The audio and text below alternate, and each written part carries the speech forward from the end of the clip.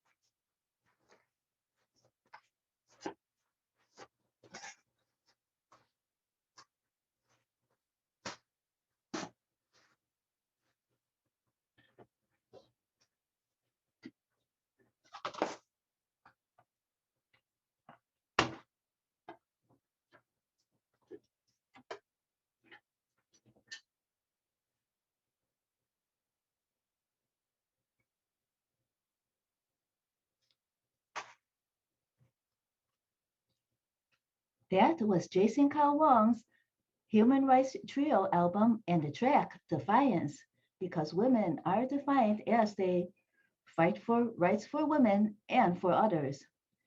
Continuing fighting for rights, let us also listen to Of Sailing Ships and the Stars in Your Eyes from the album from Gabriel Tranchina, and the track Slow Hot Wind, because defiance is sometimes it's hot, sometimes it's fast, but oftentimes it's persistent, a slow, hot wind.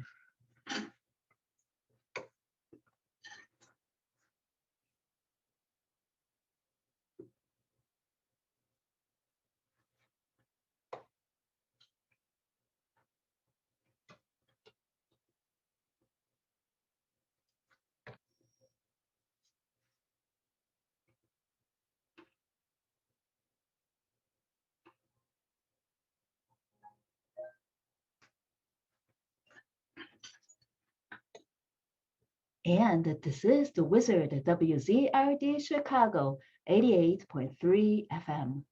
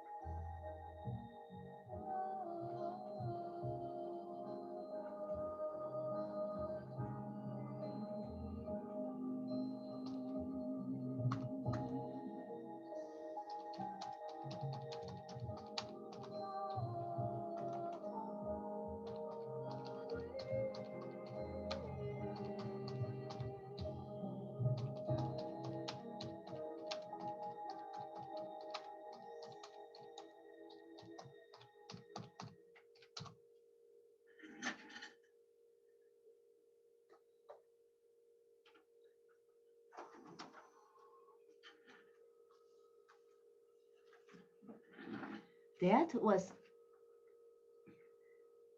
that was Gabriel Tranchina's album of Sailing Ships and the Stars in Your Eyes, and the track Slow Hot Wind, reminiscent of how defiance is often like a slow hot wind. And we are celebrating Women's History Month. From a slow hot wind, we move on to Virginia Shank's Battle Cry.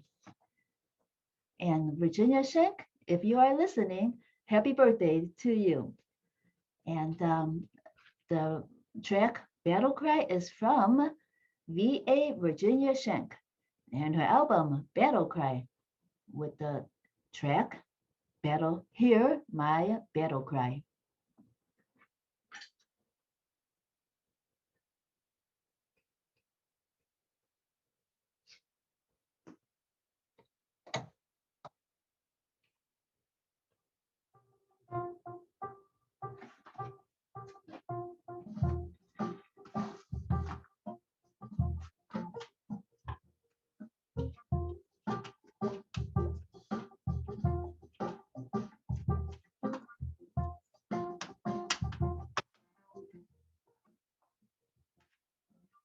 Nation has sold its soul. We are a nation out of control, living on borrowed time. Our history is a crime. This is our American story, like it or not.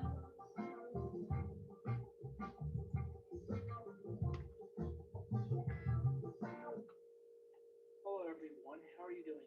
This is MD Tech here with another quick tutorial. In today's tutorial, I'm showing you guys how to help resolve if Facebook images are not displaying properly on your Google Chrome web browser. So we're going to go about how to help resolve without too much of a hassle. First thing I would suggest would be to open up the Google Chrome web browser if it's not already open. So just go ahead and open that up.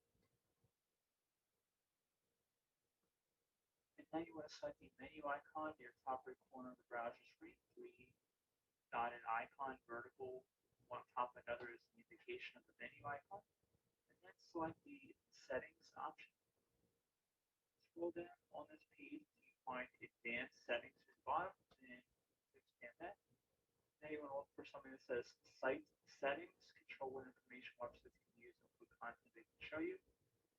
And now you want to locate the images option. Make sure show all recommended is enabled here. So if any sites are currently blocked like Facebook, just want to delete them. And again, make sure that show all is selected. And if for some reason this was turned off and you had to change it, go ahead now and just restart the browser and see if your images are working properly. If you're still experiencing a problem, you can try selecting the menu icon once again. Select More Tools, and then select Clear Browsing Data. Make sure cached images and files is checkmarked here, and time range should be selected to all time. You can keep browsing history, cookies, and other site data if you want unchecked, but you definitely want to make sure cached images and files is selected, and then select clear data.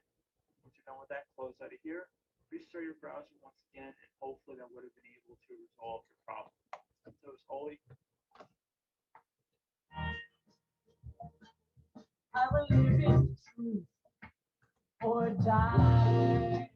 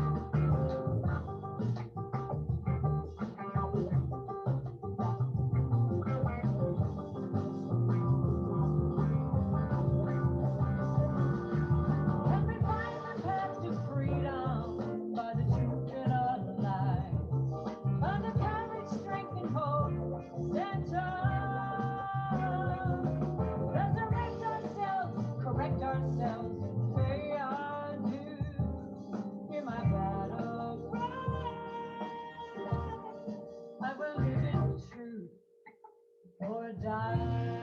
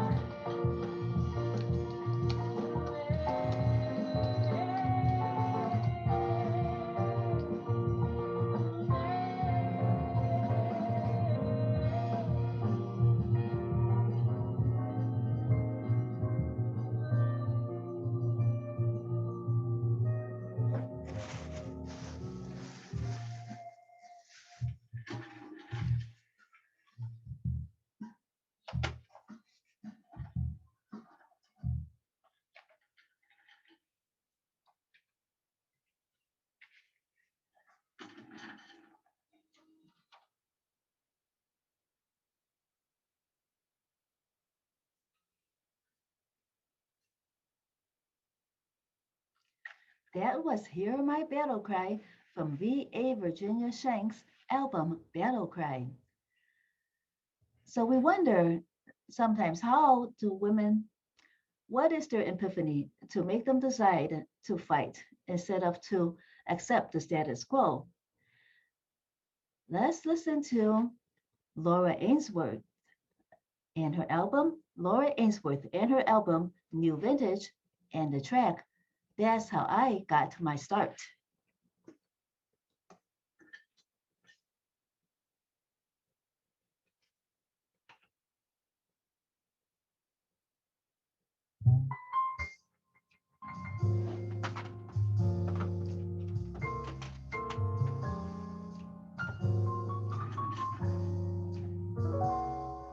Once I met a cloak and suitor. Never was a suitor cuter. My wardrobe grew more ample with each sample, and that's how I got my start. Then I met a famous flyer. Goodness, was that guy a liar? He loved me like a brother. That's another, but that's how I got my start. Nobody has a string on me. Let people talk as they do. Nobody has a thing on me except me and a bracelet or two. Prove it by my rich old banker. How I made that banker hanker. So let this be a lesson. Keep on guessing, 'cause that's how I got my start.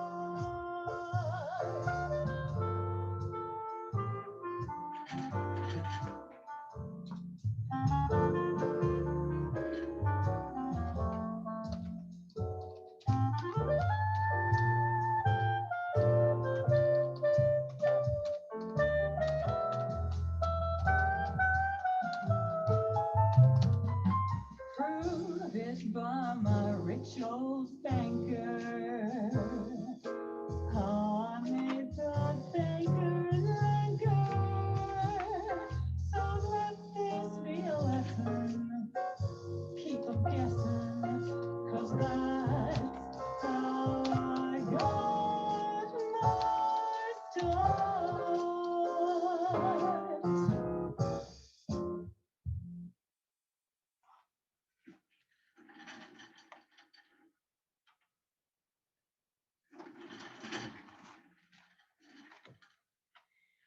That was Laura Ainsworth. That's how I got my start from her album New Vintage. Well, that's how Laura got her start. However, we were concentrating on Women's History Month, and women often break out from the shell that people assume that they are residing in. So they break assumptions, they break the rules to be defiant and fight their rights. And here is Event Horizon and their Event Horizon Jazz Quartet from their album Event Horizon and the track Guess Not.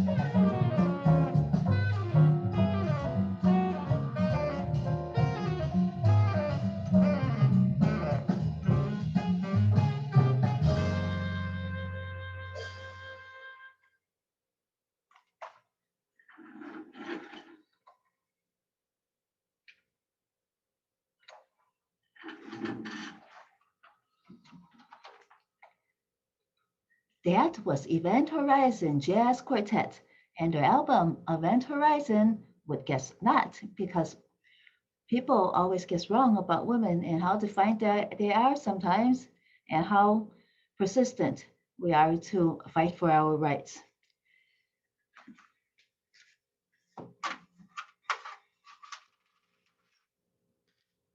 Women remain fighting because they accept that being green is part of it, and then fighting to overcome being green is also an extra part of it. Here is Vivian Lee in her album Let's Talk About Love and the track Being Green.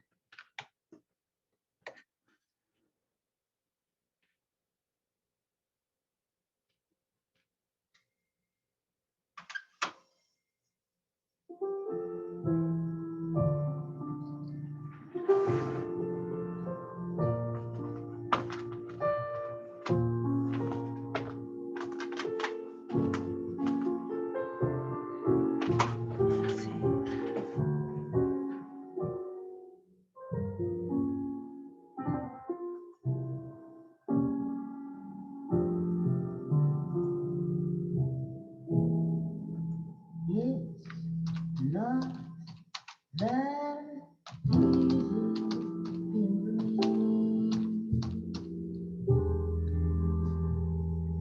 Having to spend each day the color of the leaves, when it would be much nicer being red or yellow or gold, or something much more colorful than that.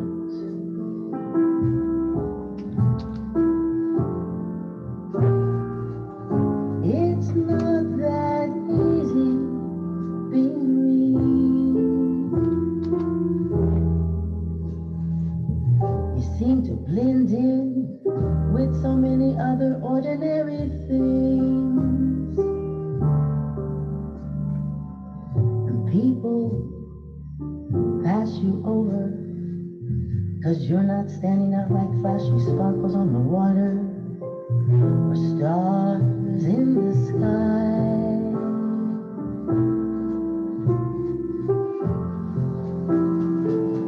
And green is the color of spring,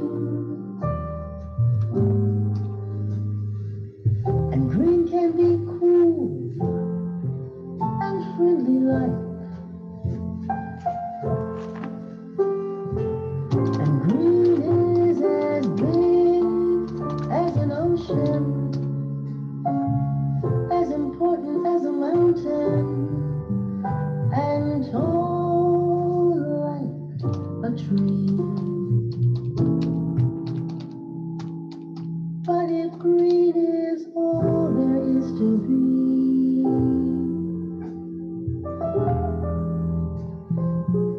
it can make you wonder why. But why wonder why? I am green, and that's okay. It's beautiful, and I think it's what I want to be.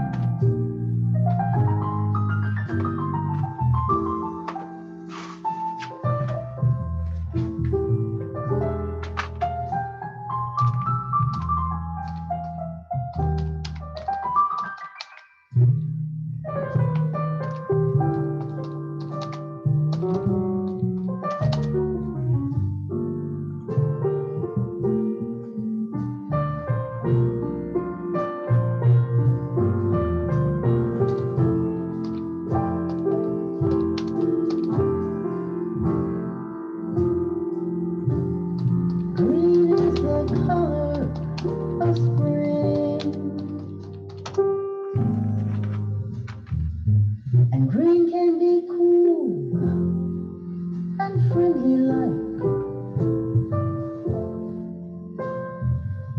Green is as big as an ocean, as important as a mountain, and tall like a tree. But if green is all there is to be, it can make you wonder wonder why I am green, and that's okay. It's beautiful, and I think it's what I want to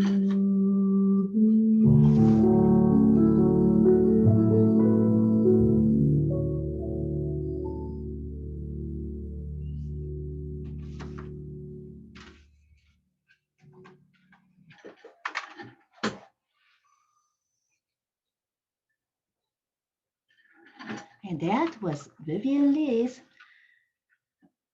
track Being Green from her album Let's Talk About Love. From being green in defiance and fighting for rights and in love, let's move on to Madeline and Solomon and their album A Woman's Journey. Vocals is Clotilde Roulard, a wonderful singer, which we have interviewed here at Wizard last year. And the track is Swallow Song, because swallows are very loyal and close to their homes. They, you can always rely on a swallow to return to its breeding grounds, and the swallow's nests are um, are a sign of that of continuity, that the swallows have returned. And women are very strong and very loyal to their homes and their families and the rights of fellow human beings. So this is Swallow Song from Madeline and Salomon and Clotilde Roulard.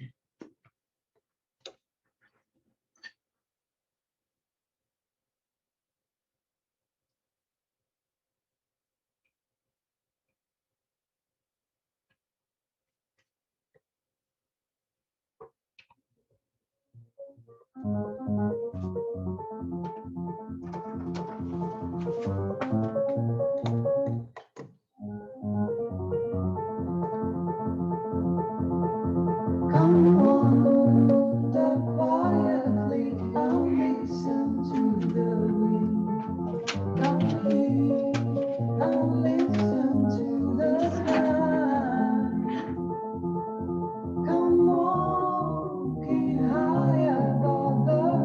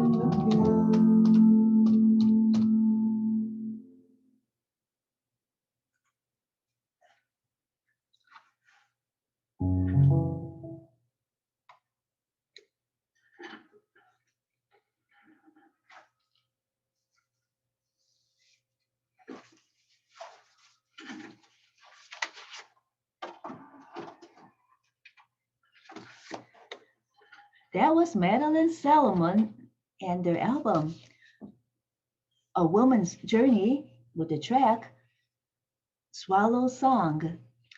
But we move from Swallow Song and women's loyalties to home and rights to Rachel Caswell and her album We're All in the Dance and the track Fragile, because women accept being fragile, but they also accept being strong. Here is Fragile.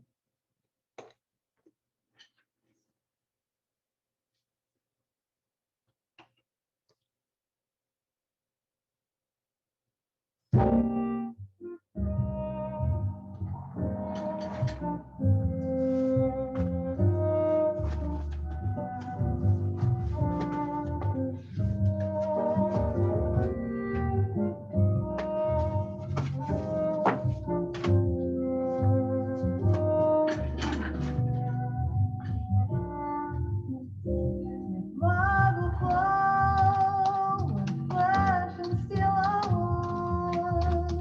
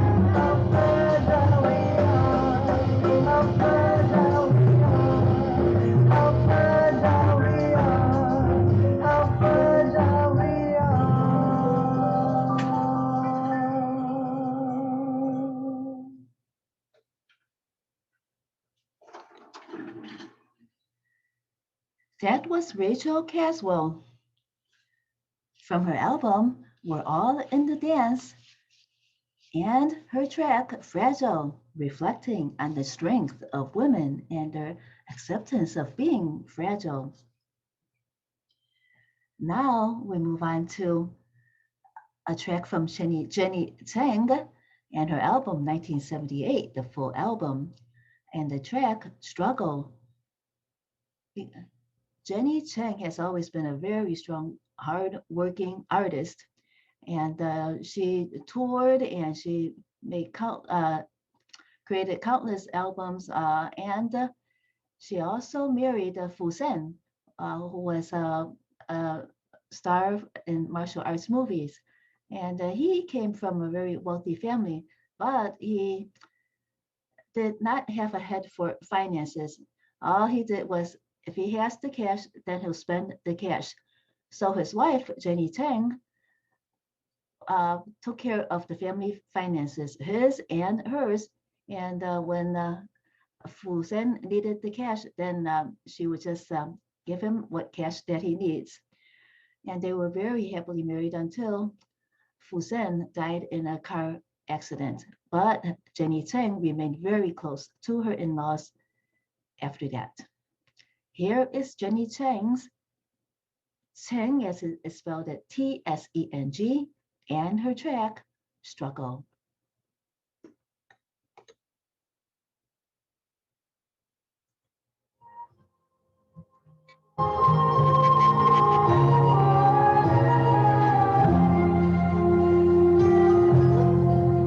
無論歷盡幾次路，無論受盡多少拱傷，無論再要奮鬥幾次，才共你到得起愛，為你實現萬千美夢，令你樣樣事心願能償，寧願奮鬥到8000次，創出幸福快樂同我兩手相牽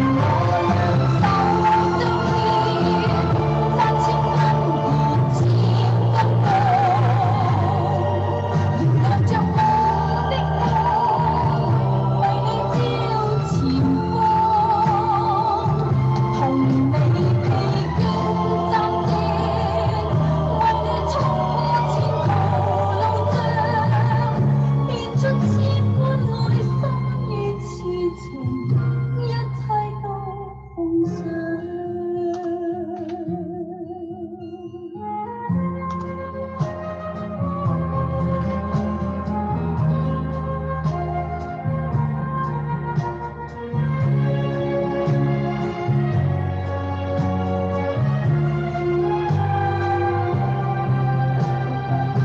同我兩手相牽，8000分熱千分光，燃亮着我的愛，為你照前方，同你披荊斬棘，為你衝破前途路障，獻出千般愛心與痴情。一切都奉上。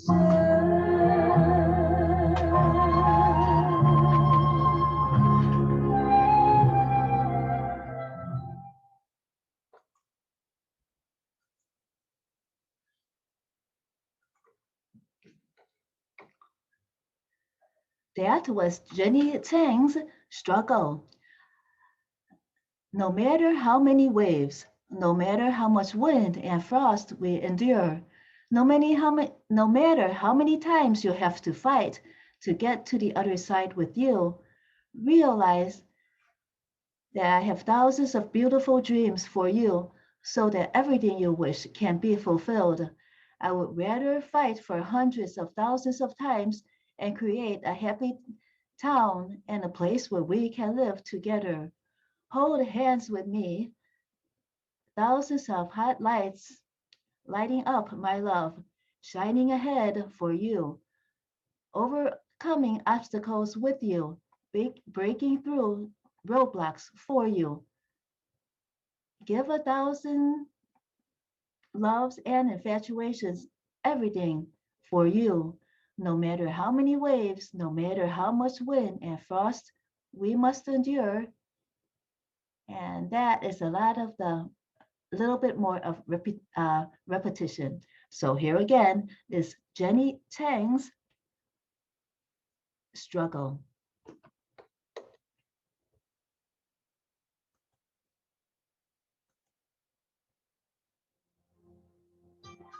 無論歷盡幾次路，無論受盡多少拱碎，無論再要奮鬥幾次，才共你到得起愛，為你實現萬千里夢，令你樣樣是心願能遂，寧願奮鬥到百千次，創出幸福快樂夢。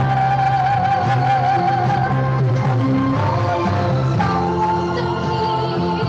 兩手相牽，萬千蚊兒漸分光，亮着我的愛，為你照前方，同你披荊斬棘，為你衝破前途路障，獻出千般愛心與痴情，一切都奉上。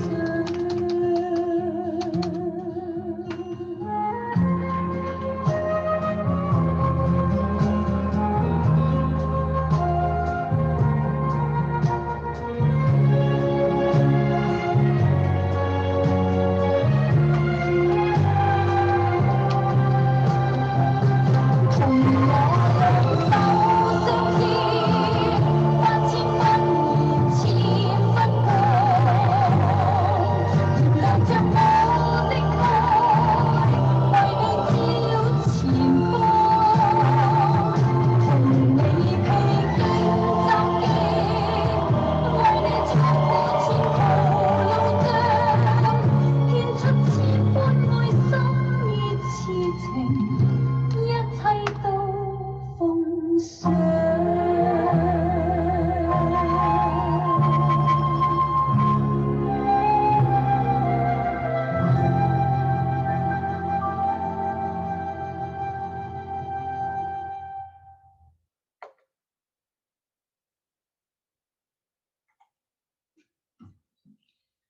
That was Jenny Tang and her track Struggle.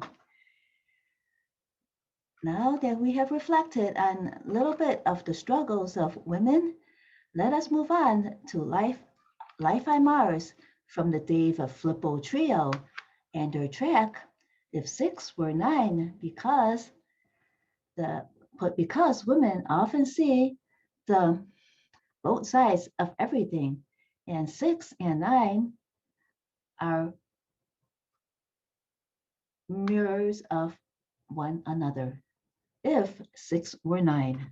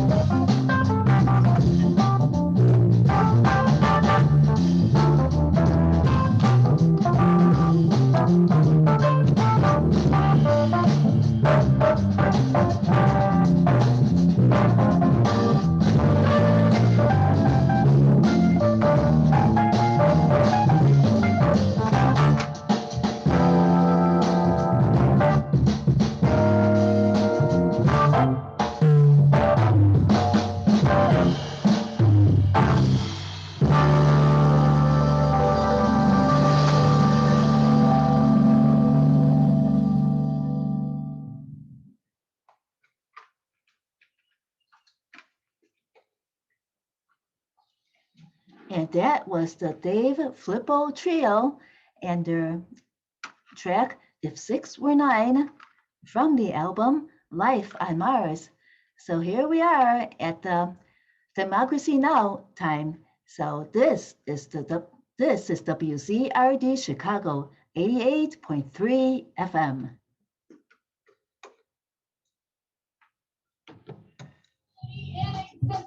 Protests condemning racism and hate crimes against Asian Americans continue following last week's deadly shootings in Atlanta, where a 21-year-old white gunman attacked 3 Asian-owned spas, killing 8 people, 7 of them women, 6 of them of Asian descent. We'll speak with Pulitzer Prize-winning Vietnamese-American writer Viet Thanh Nguyen. Asian Americans as a whole have immediately concluded that this is, of course, a shooting that is driven by racist and sexist fantasies and inclinations that are deep-seated, not only in this particular shooter, but throughout American society and throughout American history. So none of this takes us by surprise. Of course, it's still deeply upsetting at the same time, but we point towards a very long history of anti-Asian violence in the United States that has existed here as long as there have been Asian immigrants and Asian Americans. Viet Thanh Nguyen will talk about the mass shootings in Atlanta, the link between hate crimes and U.S. foreign policy, the plight of refugees, as well as his new novel, The Committed, a sequel to his prize-winning book, The Sympathizer. All that and more coming up.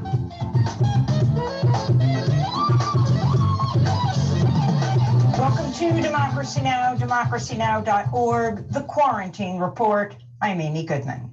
Protesters took to the streets of cities across the United States over the weekend to condemn racism and hate crimes against Asian Americans following last week's deadly shooting in Atlanta, which killed 8 people, 7 of them women, 6 of them women of Asian descent. The names of all the victims has been released. Xiao Jia Tan, Young Ai Wei, Delana Ashley Wan, Sun Cha Kim, Hyun Jung Grant, Sun Chung Park, Dayu Feng, Paul Andre Michaels, Elcias Hernandez Ortiz, who survived the shooting, is in hospital in critical condition. In New York, community leaders and elected officials gathered for a vigil Friday evening. This is Ji-Hae Fisher of the Korean American Family Service Center. These women are our mothers, our aunties, our sisters, our daughters, our loved ones. So stop beating at us, stop cursing at us, stop stabbing us, stop killing us, stop Asian hate. Stop Asian hate. Stop Asian hate. Stop Asian hate. Stop Asian hate. Stop Asian hate. And stop telling us go back to China. We belong here. 4 of the women were Korean. President Biden and Vice President Harris met with Asian American leaders in Atlanta and addressed the mass shooting. This is Kamala Harris, who's the first Asian American and first woman vice president. Everyone has the right to go to work, to go to school, to walk down the street and be safe. And also the right to be recognized as an American. Not as the other, not as them, but as us. A harm against any one of us is a harm against all of us. President Biden has urged Congress to quickly pass the COVID-19 Hate Crimes Act. Meanwhile, lawmakers and others have questioned FBI Director Christopher Wray's statement last week. The shooting was apparently, quote, not racially motivated, unquote. The Senate Judiciary Committee will hold a hearing on a proposal to reduce gun violence Tuesday. The Atlanta mass murderer purchased a 9mm handgun just hours before Tuesday's massacre at the 3 Atlanta area spas. The purchase was fully legal. We'll have more on all of this as we spend the hour with the celebrated Pulitzer Prize-winning author, Viet Thanh Nguyen. AstraZeneca says its COVID-19 vaccine showed 79% efficacy against symptomatic disease among participants in a large clinical trial in the United States. The vaccine was 100% effective in preventing serious illness and death. The findings paved the way for a fourth vaccine to request emergency use authorization in the United States. The trial also showed no increased risk of serious blood clotting after more than a dozen countries this month suspended or delayed its use over such concerns. The Centers for Disease Control say 1 in 6 U.S. adults has now been fully vaccinated for COVID-19. Mississippi and Alaska have opened vaccine eligibility for anyone 16 or older. Floridians over 50 can get vaccinated starting today. In education news, the CDC updated its guidelines to say 3 feet of physical distancing is safe in elementary schools, though teachers and other staff should still maintain 6 feet of distance, and masks must remain mandatory for all. New York City high schools are reopening today, though officials warn infection numbers remain dangerously high in parts of the city, on par with this winter's surge. Miami Beach has imposed an emergency curfew after officials said spring break revelers brought chaos and disorder to the area and ignited fears of super spreader events. The Intercept reports Pfizer, Moderna, and Johnson & Johnson are planning to hike up prices on vaccines as soon as COVID-19 is no longer considered a pandemic. Health experts say COVID-19 will likely become endemic and people will continue to require regular shots, much like the flu. AstraZeneca, which also vowed not to profit from the pandemic, could declare it's over as early as July. The Pakistani Prime Minister Imran Khan has tested positive for COVID-19 2 days after he received a vaccine, and as Pakistan is facing a third wave of the virus. Chile has recorded its highest daily caseload yet, and officials say over a quarter of deaths this year are due to COVID-19. The surge comes despite relatively highly vaccination rates, with 15% of the population fully vaccinated. A Health and Human Services report says U.S. health officials in Donald Trump's administration pressured Brazil to reject Russia's Sputnik V coronavirus vaccine, putting geopolitical concerns over saving lives. In Japan, organizers for the July Tokyo Olympics are barring international spectators after delaying the Olympics 1 year. Officials pushed ahead with the event this summer despite health experts warning against it. In Europe, France and Poland are the latest countries to reinstate partial lockdowns amidst fresh coronavirus surges.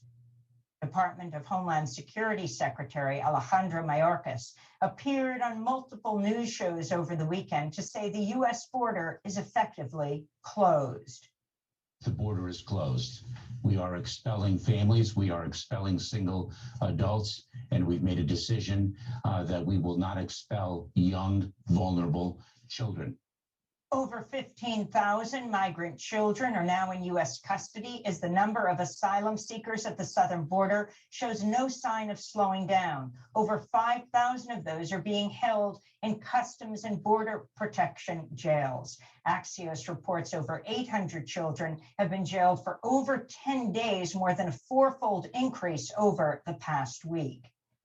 Pentagon Chief Lloyd Austin arrived in Afghanistan Sunday for an unannounced visit with Afghan President Ashraf Ghani and top U.S. generals. The trip came after President Biden said last week the U.S. might not honor its agreement with the Taliban to withdraw U.S. troops from Afghanistan by May 1st. Secretary of State Antony Blinken is meeting top NATO officials in Brussels, Belgium today to discuss whether to cancel or delay those plans. The Taliban have called on the U.S. to honor its commitments and warned of a reaction if the U.S. and its allies violate a peace agreement signed in February of 2020 with President Trump.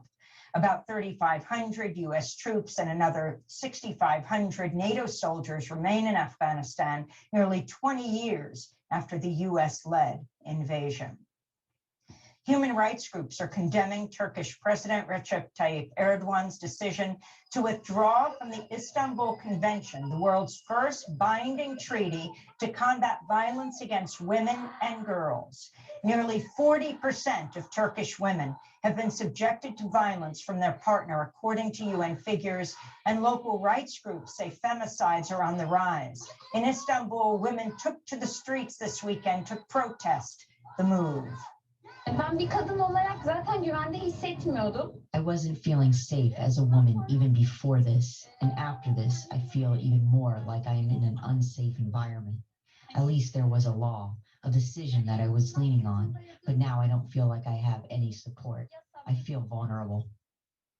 In Syria, at least 6 people are dead, including a child and medical workers, after Syrian forces shelled a hospital outside the rebel-controlled city of Aleppo Sunday.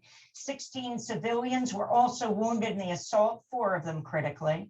The attack came despite a ceasefire deal brokered by Russia and Turkey in March of 2020. Physicians for Human Rights has documented nearly 600 attacks on healthcare facilities by Syria's military and its allies since the start of the civil war a decade ago. In Spain, a 2-year-old girl who arrived with dozens of other refugees by boat to the Canary Islands last week has died. The girl's name was Nabudi. She was from Mali. She was one of 10 people, over half of them children, who were taken to the hospital with hypothermia after their boat was rescued. In Israel, tens of thousands of people took to the streets Saturday for some of the largest protests yet against Prime Minister Benjamin Netanyahu ahead of Tuesday's election. We are here to protest against Netanyahu and his corrupted government. This is our last chance before the election. We want everyone to come and vote to change. Vote to exchange this government. Israel's heading into its 4th election in 2 years amidst Netanyahu's ongoing corruption trial. Protesters initially condemned the government response to the pandemic, but Netanyahu is hoping Israel's rapid rollout of vaccines will help secure his win. In other news from the region, Israeli troops fatally shot a Palestinian man, 42-year-old Ataf Youssef Hanesha, on Friday during protests against illegal Israeli settlements in the occupied West Bank. In Tanzania, Samia Suluhu Hassan made history Friday, becoming the nation's first woman president. Hassan was Tanzania's vice president, but will now finish the term of John Magufuli, who died suddenly last week. Hassan will take on the national response to the COVID crisis, which her predecessor denied, shunning any public health measures. A warning to our audience, the next stories contain descriptions of sexual violence and harassment.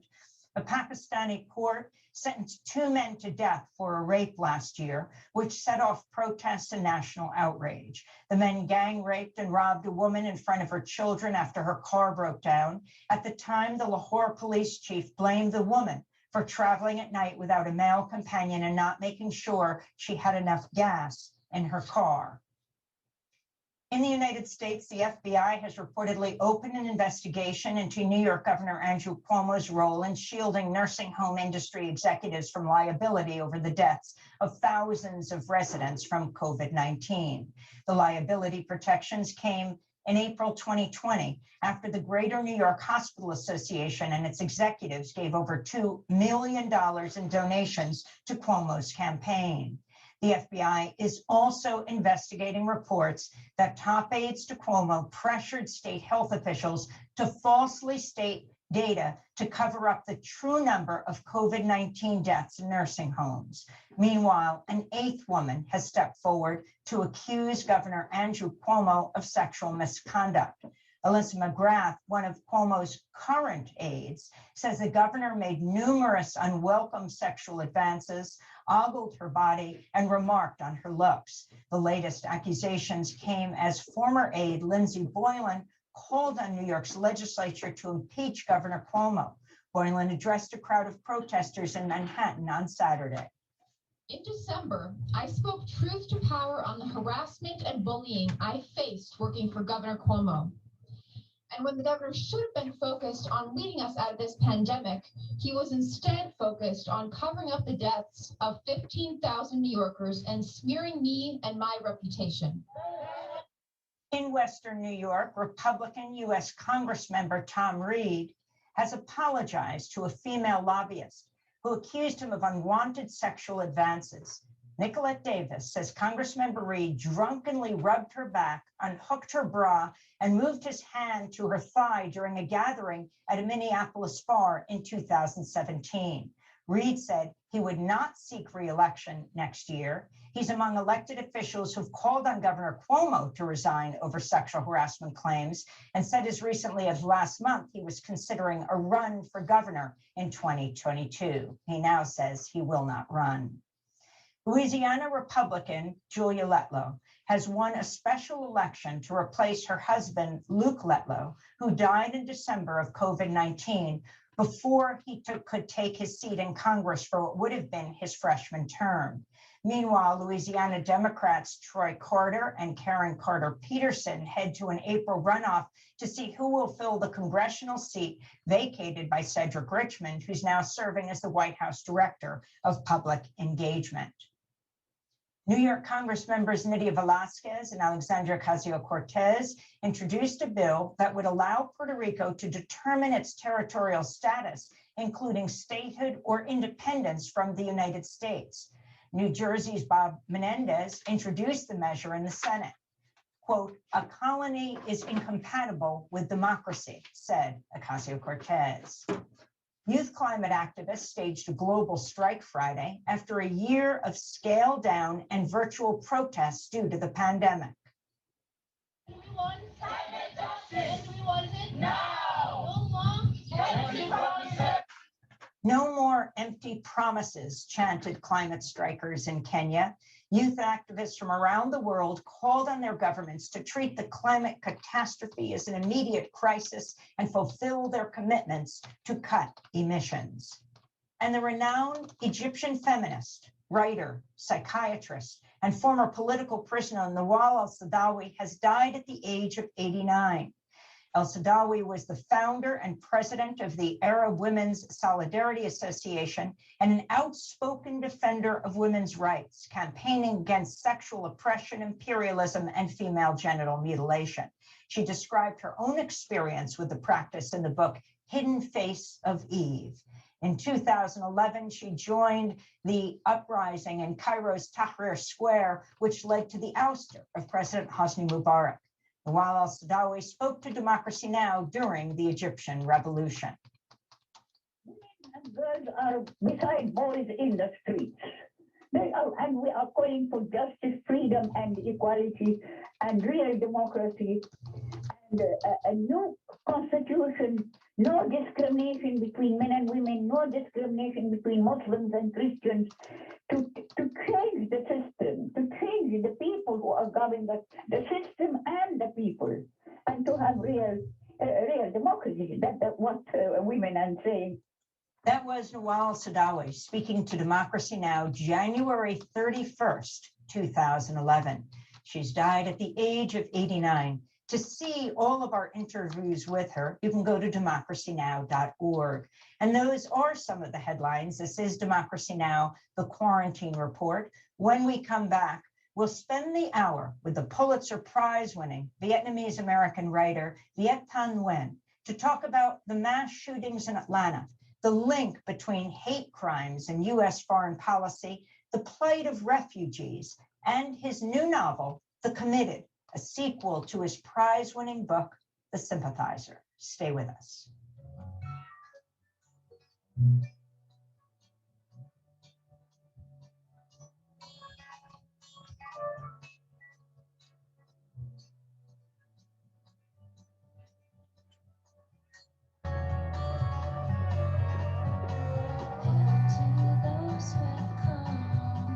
From the sunlight that surrounds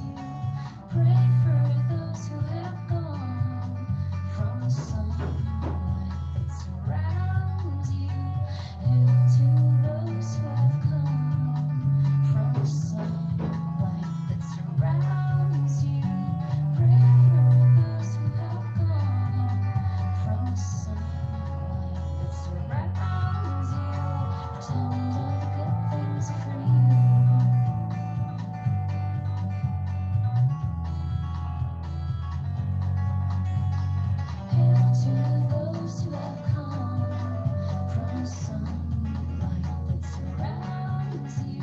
Hail to whatever you found in the sunlight that surrounds you by Rilo Kiley. This is Democracy Now!, democracynow.org, The Quarantine Report. I'm Amy Goodman. Protests condemning racism and hate crimes against Asian Americans continue following last week's deadly shootings in Atlanta, where a white 21-year-old gunman attacked 3 Asian-owned spas, killing 8 people, 7 of them women, 6 of them women of Asian descent.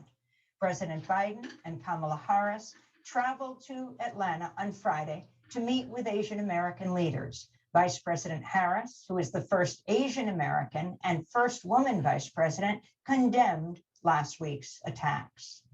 Whatever the killer's motive, these facts are clear. 6 out of the 8 people killed on Tuesday night were of Asian descent. 7 were women. The shootings took place in businesses owned by Asian Americans. The shootings took place as violent hate crimes and discrimination against Asian Americans has risen dramatically over the last year and more. In fact, over the past year, 3,800 such incidents have been reported, 2 of 3 by women. Everything from physical assaults to verbal accusations. And it's all harmful. And sadly, it's not new. Racism is real in America, and it has always been. Xenophobia is real in America, and always has been. Sexism too. For the last year, we've had people in positions of incredible power scapegoating Asian Americans. People with the biggest pulpits spreading this kind of hate. On Saturday, hundreds of demonstrators gathered outside the Georgia State Capitol in Atlanta. Speakers included Georgia State Representative Bee Nguyen. We have lived in the shadows, invisible, overlooked, stereotyped, and relegated as second-class citizens. And now, in the wake of a violent and brutal shooting, white America is still trying to deny all humanity in existence. A 21-year-old white man targeted 3 Asian businesses, driving 40 minutes from one spot to another, passing other adult entertainment businesses. But he shot and killed 8 people, 6 of them being Asian women, at close range, in the head. No matter how you want to spin it, the facts remain the same. This was an attack on the Asian community. The Reverend William Barber, co-founder of the Poor People's Campaign, also addressed the protest in Atlanta. Let us not forget that white supremacy is not just against black people, but humanity itself. Let us remember that white supremacy is a form of self-worship and idolatry. And whenever it is pushed and promulgated by presidents and politicians and preachers, it can cause some of the most strangely justification for the taking of life this world has ever seen. And when white supremacy is promulgated, it will try to justify taking black life, taking brown life, taking indigenous life, taking Indian life, taking Asian life, taking Jewish life, taking Muslim life, taking Palestinian life, and taking gay life. And we come here to fight. White supremacy is a lie teller and a life taker.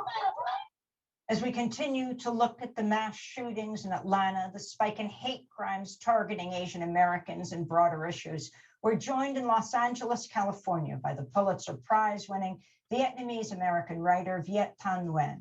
His new novel, The Committed, a sequel to his best-selling book, The Sympathizer, His other books include The Refugees and The Displaced, Refugee Writers on Refugee Lives, which he edited. Viet Thanh Nguyen came to the United States as a refugee when he was 4 years old.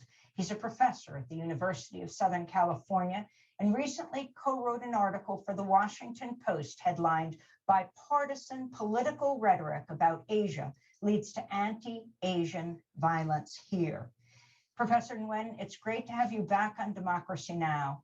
Congratulations on your new book and condolences on the horror that has taken place in Atlanta, which is not just a horror for the Asian American community, but clearly for all of us. If you can talk about the significance of what happened and also the point you make in this op-ed in the Washington Post, where you say bipartisan political rhetoric about Asia leads to anti-Asian violence here. Hi, Amy. Thanks so much for having me back again and to speak on this really tragic topic. I spent the last week talking to a lot of fellow Asian Americans. We're all, I think, in a state of anger, despair about what happened. And I think partly because for many of us, we recognize that this is not anything new. As I've spoken about repeatedly, and as have so many others, the history of anti-Asian violence in this country goes back to as long as we've had Asian immigrants in this country. That Asian immigrants have been brought here to have their labor exploited, and to have that labor exploited is often couched in a language and a justification of racism and sexism. And that is also tied to the United States' attitudes towards Asia as a whole, that the United States has, ever since the 19th century, been focused on expanding westwards into Asia, especially China, to reach Asian resources, and that this has had a distinct relationship in terms of pulling Asian immigrants to the United States, either through economic relationships or through wars that the United States has fought with many Asian countries. So for many of us, I think, during the last year of the pandemic, to hear President Trump and many of the supporters talk about COVID-19 as the Kung flu and the China virus was simply the most recent manifestation of a deep-held anti-Asian racism, that when people say things like Kung flu and China virus, they're tapping into this very deep well of anti-Asian feeling. And I think that that, combined with the obvious stresses of the pandemic, has a direct relationship to the rise, the significant rise in anti-Asian violence and rhetoric that many people have experienced in the last 12 months. But outside of that immediate trigger, I think that the bipartisan rhetoric that I mentioned, the fact that both Democrats and Republicans have focused on China as the major threat and competitor to the United States, number one, continues this concern with Asia that's been present throughout much of American history, but also keeps China in the foreground of the American imagination as a country to be feared. And I think that inevitably, whether this is said with explicit racism or just with a latent and implicit xenophobia, it can't help but to aggravate the suspicions and the feelings of many Americans about people of Asian descent. As we speak, in this past week, Secretary of State Antony Blinken and the Pentagon Chief Lloyd Austin have been traveling the world and fully taking on China, if you will. I mean, Secretary of State Blinken had his first face-to-face meeting with top Chinese officials in Alaska. During a press conference before that with Japanese officials earlier in the week, Blinken warned China not to use coercion or aggression. This is what he said. We're united in the vision of a free and open Indo-Pacific region where countries follow the rules, cooperate whenever they can, and resolve their differences peacefully. And in particular, we will push back if necessary when China uses coercion or aggression to get its way. And this is Defense Secretary Lloyd Austin speaking at that joint news conference in Japan. I know Japan shares our concerns with China's destabilizing actions. And as I have said before, China is a pacing challenge for the Department of Defense. And so you have Austin, you have Biden. We're not just talking about Trump using terms like the China virus. Can you respond to what they have been saying? Well, I think, again, that much of American foreign policy during the period of the Cold War and afterwards has depended upon a foreign other, whether it's the Soviet Union or China in those years. And it's obvious. I mean, we need a foreign other in order to target our political rhetoric, in order to justify our vast expenditures in terms of our military industrial complex.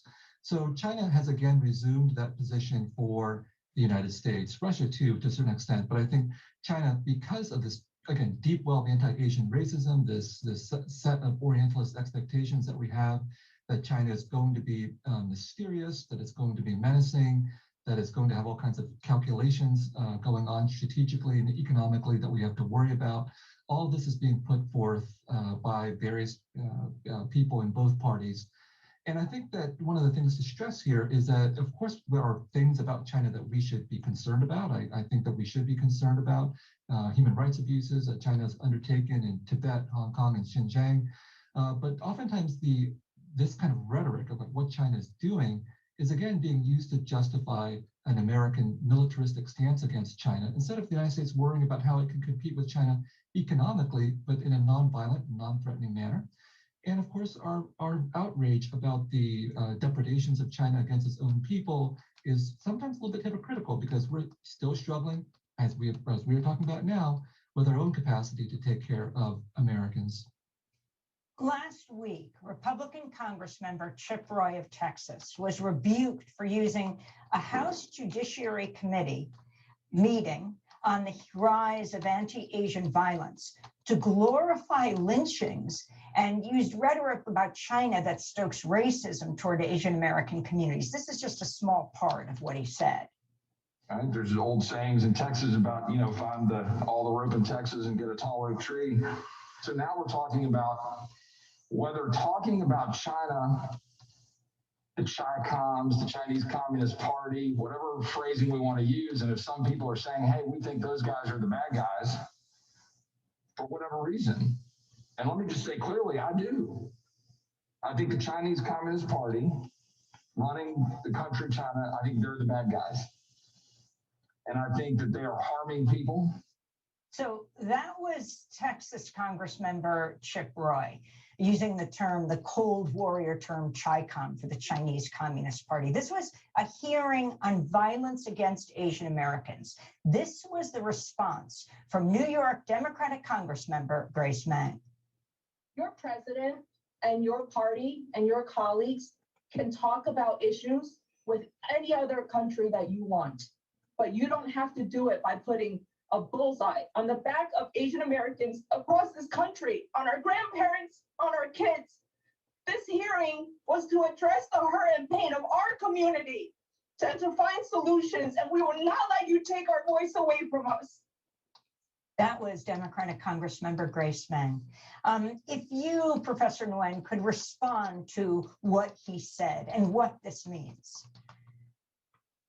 Well, again, the reflexive turn from trying to talk about anti-Asian violence within the United States directed against Asian Americans, suddenly being undertaken to do a pivot towards this fear of Asia, but also, the rhetoric of law and order, of violence, of using lynching. It demonstrates what the Reverend William Barber said in the excerpt of his speech that you talked about, which is that these manifestations of anti-Asian racism are almost inevitably tied towards other manifestations of violence. Here in this case, the specter of lynching brings up anti-Black racism that's been endemic in this country. And that these domestic manifestations of anti-Asian and anti-Black racism are tied, again, together with justifications for American foreign policy. Now, the term that the Reverend William Barber used was white supremacy to connect all of these kinds of manifestations, and I think that that is correct. That, for some people in the United States, talking about anti-Asian violence means that it allows them to deploy other methods of violence directed against other kinds of populations, whether it's populations abroad or, as well, in this case, the idea that African Americans or Black people also need to be suppressed in this country. So I think one of the points that we as Asian Americans must insist on is that our efforts are tied together here. Our efforts to highlight and to combat anti-Asian racism also need to go hand in hand with our necessity to address anti-Black racism as well. Professor Nguyen, I wanted to ask you about the whole media coverage of what has happened in Atlanta. In that first police news conference last week, after the deadly shootings, Cherokee County Sheriff's Department spokesperson, Captain Jay Baker, said the 21-year-old shooter, Robert Aaron Long's killing spree, was not racially motivated and instead stemmed from his sex addiction. He said that the young man himself said it wasn't racially motivated. If you could, now he's been removed as the spokesperson now because there was such outcry over what he said, but it has framed the discussion. And the issue of hate crimes has yet to be raised. He certainly hasn't been charged with them. If you can comment on that, and also comment on this issue. I mean, his church apparently has now disowned him, but talk about this sexualization of Asian women. 7 of the 8 victims were women, 6 of them were of Asian descent. Well, as so many Asian American women have already spoken about, the question of racism and sexism cannot be separated. So even if he might have been sexually addicted, et cetera, whatever his self-proclamations are, the idea that this somehow is removed from any kind of racist preoccupation is absurd. And again, if we look at the way that Asian Americans and Asians have been depicted and exploited in the American imagination, it's almost always with the intersection of racism, sexism, and labor exploitation. And we see that happening exactly in this context, that he deliberately, that is the shooter, deliberately picked not just any type of place where he might have expected sexual activity, but very specifically Asian massage parlors. And Asian women and Asian American women have always existed as objects of racialized, sexualized, fetishized fantasies for men of many different kinds of backgrounds. There are deep roots of this in American and European culture. And as has come to light, many of these women who are working in these massage parlors, we don't know whether they were sex workers or not. If they were sex workers, it doesn't invalidate the fact that they were also victims of racist and sexist violence. But many of them appear to be women of marginal economic of a marginal economic class who were living and working in these massage parlors. And in fact, they were exploited laborers.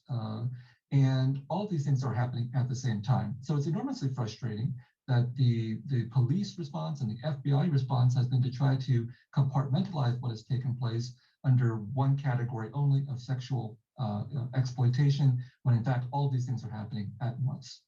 I want to read from a statement by Kimberly Crenshaw and the African American Policy Forum. Professor Crenshaw writes, quote, "To say the murderer's actions were about sexual desire and therefore not about race is a fundamental intersectional failure. It denies the racial dimensions of the hypersexualization of Asian women and reproduces the environment that makes Asian women particularly vulnerable to harassment, abuse, and murder." Professor Nguyen. No, absolutely. I think Professor Crenshaw is right here. Again, for many Asian American women, they have a long litany of experiences being subjected to harassment, to catcalls, to sexual invitations, and then of course also to rape, sexual violence, and marginalization due to their experiences and representations of being Asian American women. And it's pervasive in American popular culture as well. Certainly the figure of the Asian or Asian American woman as a sexual object or as a prostitute in sort of the American cinematic fantasy has been with us for a very long time. Many people have talked about this infamous moment in Stanley Kubrick's Full Metal Jacket, where the Marines on first going to Vietnam encounter a Vietnamese woman prostitute who approaches them and says, "Me so horny." That became the line for a Two Live Crew hit that many of us heard in the 1980s and 1990s, and a line that many Asian American women have been subjected to. So again, in the experiences of Asian American women, racism, sexism, and exploitation have been always mutually experienced. Viet Thanh Nguyen, if you can talk further about the history targeting Asian Americans and the violence targeting Asian Americans going back more than a century. Well, I'm coming to you from Los Angeles, and one of the worst mass lynchings in American history happened here in downtown Los Angeles in 1871, when a mob of about 500 white men murdered 17 Chinese men and boys. And this was not an isolated incident. This was taking place throughout the Western United States. Even I have learned some of these incidents. Most recently, I've learned about an incident in Oregon in 1884 where 34 Chinese miners were murdered. And so what happened was that Chinese immigrants had come to the United States to work on the Transcontinental Railroad, and when their usefulness was expired, they were let go and had to make a living for themselves in the American West. And anti-Chinese fervor among the white working class was encouraged by the media and by politicians, again scapegoating an Asian other in the United States to deal with white working class economic frustration. And other Asian populations that came after the Chinese were also subjected to these kinds of feelings. Obviously, there was the Japanese American internment when 120,000 Japanese American people, many of them citizens, were put into concentration camps, even though people of German and Italian descent were not. Racist incidents against Asian Americans have proliferated in the last few decades as well, most notoriously the murder of Vincent Chin in 1982. He was a Chinese American who was mistaken for Japanese by two Detroit auto workers who were frustrated by Japanese economic competition, and they beat him to death with a baseball bat. They did not spend any time in jail. In 1989, 5 Cambodian and Vietnamese school children were shot and killed in a Stockton schoolyard massacre by a white gunman, which I feel is a direct outcome of the wars in Cambodia and Vietnam that the United States fought. In 2002, 6 Sikh worshippers at a Gurdwara in Oak Creek, Wisconsin, were massacred by a white supremacist gunman. And these are just some of the most notorious incidents, but again, throughout American history, from the 19th to the 20th century up until the 21st century, we've seen repeated incidents of both singular and mass anti-Asian violence taking place periodically. Do you think what happened in Atlanta has to be immediately labeled as, and the alleged shooter charged with hate crimes? I certainly think so, but again, it was shocking to me to read yesterday in The Guardian that Christopher Wray, the FBI director, has said that it's not conclusive that this was a racially motivated crime. And the Reverend Raphael Warnock immediately said, no, it is a hate crime. When we're looking at this targeted attack, targeted against Asian massage parlors, in which 6 of the 8 victims were Asian women who were deliberately tracked down. It looks like a hate crime. It smells like a hate crime. It is a hate crime. And I think overwhelmingly the Asian American population of this country believes that. Let me go directly to what FBI Director Christopher Wray said on NPR on Thursday about the FBI's role in the investigation into the mass shooting in Atlanta and his thoughts on the motive. We're actively involved, but in a support role. And while the motive remains still under investigation at the moment, it does not appear that the motive was racially motivated. But I really would defer to the state and local investigation on that for now. That was FBI Director Christopher Wray. And this, as Professor Nguyen talked about, was Georgia Senator Reverend Raphael Warnock's response. Law enforcement will go through the work that they need to do, but we all know hate when we see it. And it is tragic that we've been visited with this kind of violence yet again. And I'm going to be doing everything in my power as a United States Senator to make sure that families don't have to endure this kind of violence in the first place. That's the new Georgia Senator, Reverend Raphael Warnock. We're going to break and then come back to our discussion with the Pulitzer Prize-winning writer, Viet Thanh Nguyen, author of the new book, The Committed, sequel to his Pulitzer Prize-winning book, The Sympathizer. We'll talk to him about his new book and also about his use of the word refugees, not migrants, but refugees. Whether we're talking about his family coming to this country from Vietnam or refugees from Honduras or Guatemala or El Salvador. Stay with us.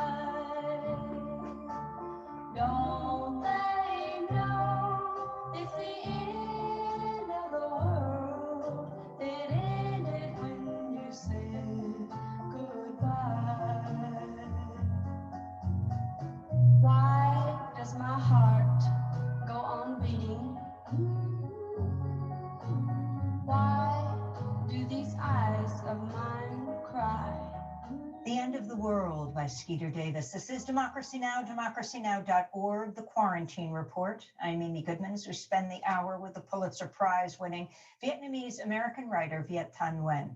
His new novel has just been published. It's called The Committed. It's a sequel to the 2015 Pulitzer Prize-winning novel, The Sympathizer. Both books share a narrator, half Vietnamese, half French communist spy, who refers to himself as a man of two faces and two minds. Professor Nguyen is the chair of English and professor of English and American Studies and Ethnicity at the University of Southern California. His other books include The Refugees and the Displaced, Refugee Writers on Refugee Lives, which he edited. With his new book, The New Yorker says Professor Nguyen has established himself as a, quote, conscience of American literature. Professor Nguyen, before we get to your new book, I wanted to go to The Refugees. I mean, two of your books use the term refugees in the title. As we speak today, you've got the mass killings in Atlanta, and you have this massive number of unaccompanied children, on the southern border, upwards of, 15,000 right now, not to mention the number of adults who are being turned away. Can you talk about why you choose to use the term refugee, and tell us your own story, your family's own story in that answer? Well, I think there are official refugees and unofficial refugees. And in our case, my family's case, we were definitely official refugees. We were South Vietnamese, and we were on the losing side of the Vietnam War. So in 1975, along with 130,000 other Southern Vietnamese people, we fled to the United States. And we were lucky because the United States had an interest in accepting refugees from a newly communist country. That was useful PR for the United States. And we ended up in Fort Indian Town Gap in Pennsylvania, and I was 4 years old. My own experiences were that I was taken away from my parents at that age to be resettled with a different sponsor family than my parents. It was done benevolently because my parents were being given the time to get on their own 2 feet. But as a 4-year-old, I didn't understand that. I only remembered it as abandonment. So my first memories are screaming and howling, being taken away from my parents. And I was comparatively lucky. I was reunited with my parents after a few months. But of course, what's happening at our border is that children, at least under the Trump administration, were being forcibly separated from their parents, not for benevolent purposes. And so I know that those families, those parents, and those children will be permanently scarred by what happened to them there. Now, at the current moment, we have unaccompanied minors. Some of them are being held for much longer than has been mandated. And that will also be deeply problematic for them as well. But they are not being classified as refugees under any kind of American classification or under the UNHCR High Commission on Refugees classification. And again, I think this is oftentimes very, very political. Why are people coming to the to the south and coming to our southern border? Oftentimes, it's due to political and economic circumstances that the United States has had a role in playing. And the United States has an interest in not classifying them as refugees because that would obligate the United States to welcome them in, but also it would highlight the ways by which what we do here in the United States impacts other countries and creates conditions for people wanting to flee. And that story of fleeing from a place that the U.S. has been involved with, I mean, of course, with Vietnam, Laos, to say involved with is to put it mildly, bombing the country continually, at war with. The significance of how that shaped your view of the country you came to grow up in, and culturally in this country. For example, you talk about being steeped in films like Apocalypse Now, and what that meant to you, what people in this country who were born here understand, and what you felt coming from Vietnam.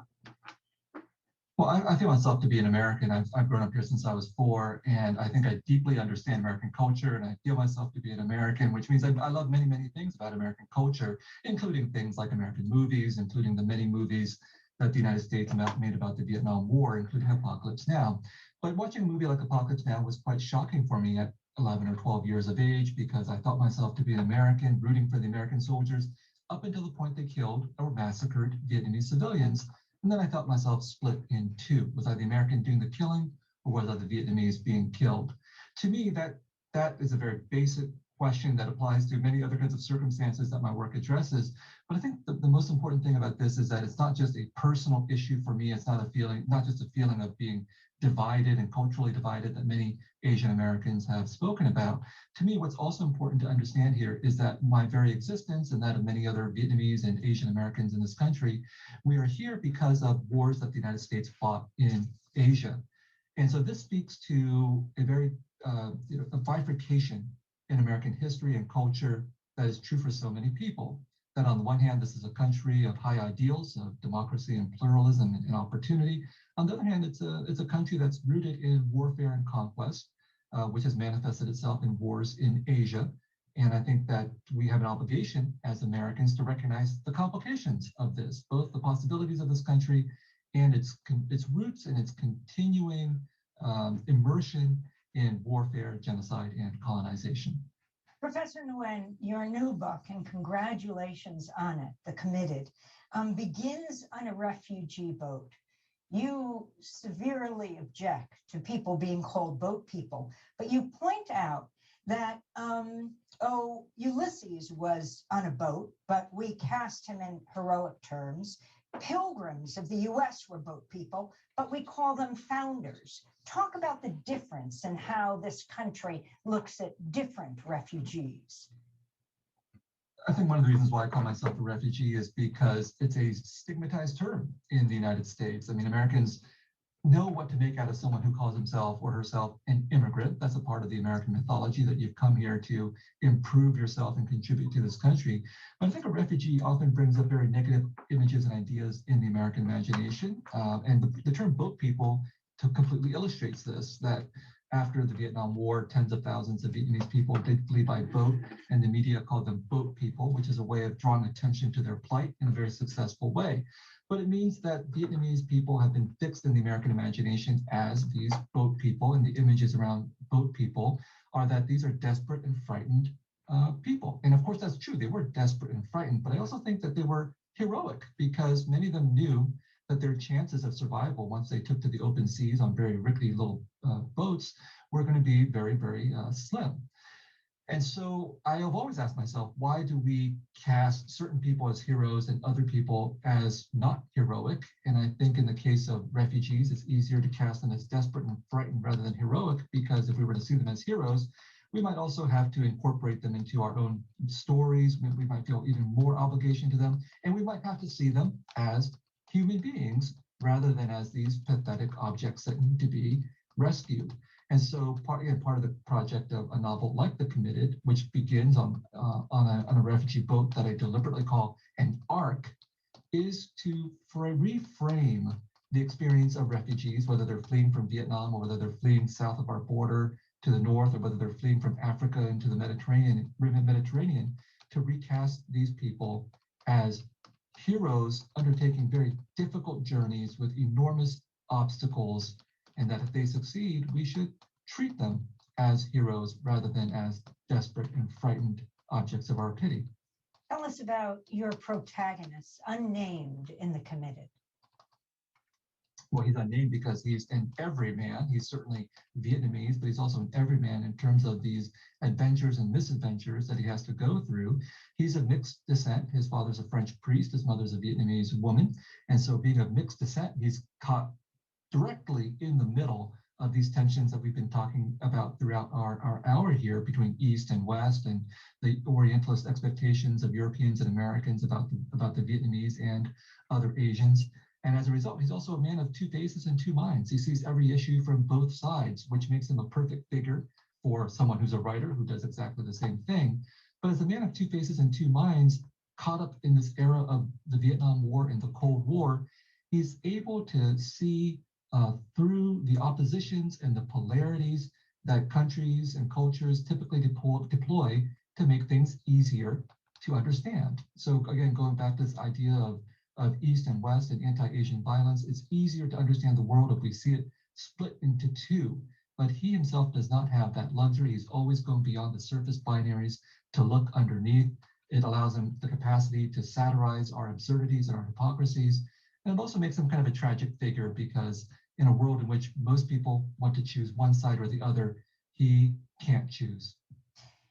Professor Nguyen, I was listening to the interview you did on KPFA Pacifica Radio, and in it you said Americans don't think of themselves as colonizers.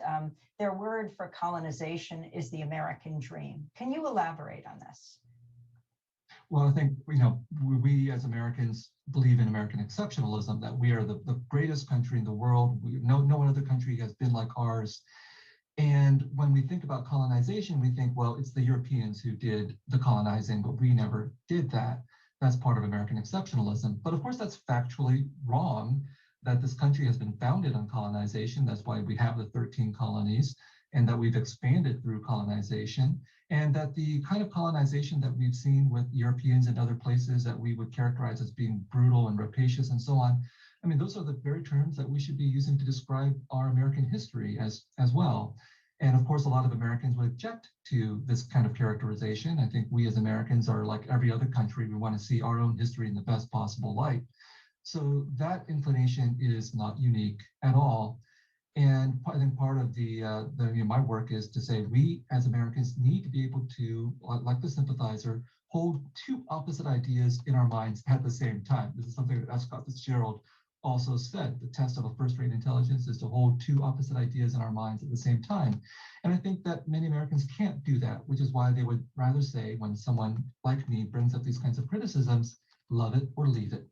And since I do in fact love this country and I don't want to leave it, I think in fact what we should do is embrace the complexities and the brutal and bloody contradictions of our history. And when I say that successful colonization goes under the name of the American dream, I think what I mean by that is that rhetoric of the American dream allows us to forget the history of our colonization and the ongoing fact of our colonization. I think many indigenous peoples would say that they're still being colonized today. What Alexandria Ocasio-Cortez said about Puerto Rico is that it's a colony right now.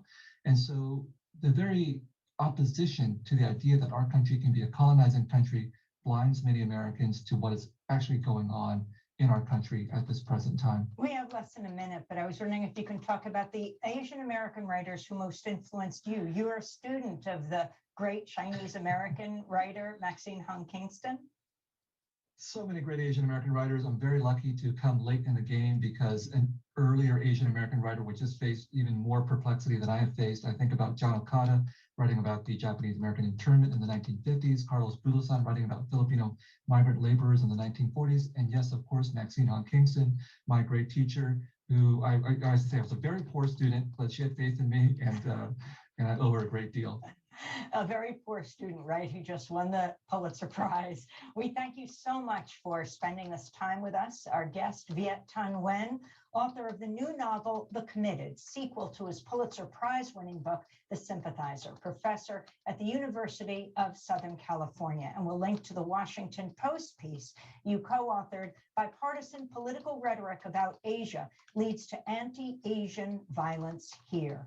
And that does it for our show. Happy birthday to Miriam Barnard.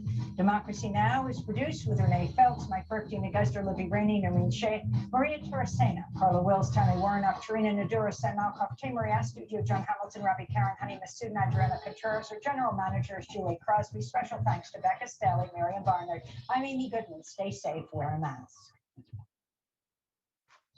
Tweet, tweet. This is WZRD Chicago, 88.3 FM. Follow us on Twitter. Fly away. It's fantastic.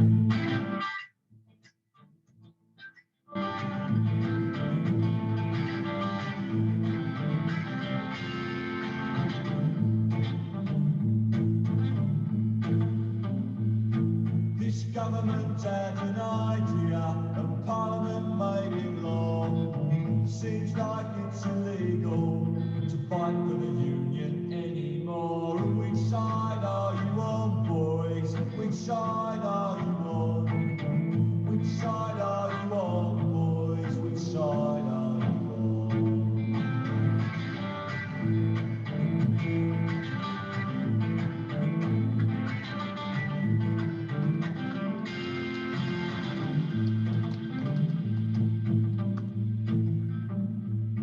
We set off to join the picket lines, but together we cannot fail. We got stopped by police at the county line. They said, go on, boys, or you're going going to jail. Which side are you on, boys? Which side are you on?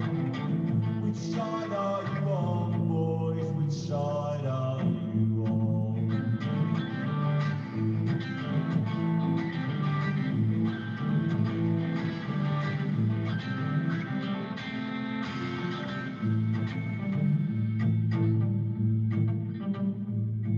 Well, it's hard to explain to a crying child why her daddy won't go back.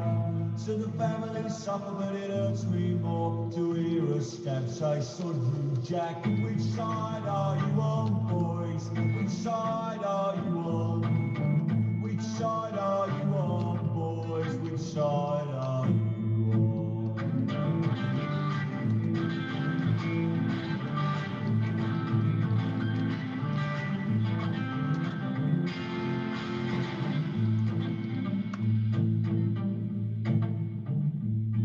Well, I'm bound to follow my conscience, and I'll do whatever I can.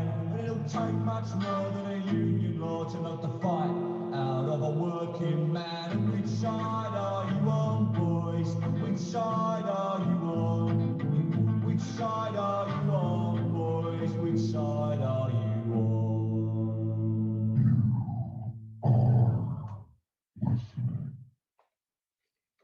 You are listening to The Wizard, WZRD Chicago 88.3 FM. News for Monday, March 22nd, 2021. Musical accompaniment by Larry Newcomb Quartet from the album Love Dad featuring Jake Newcomb.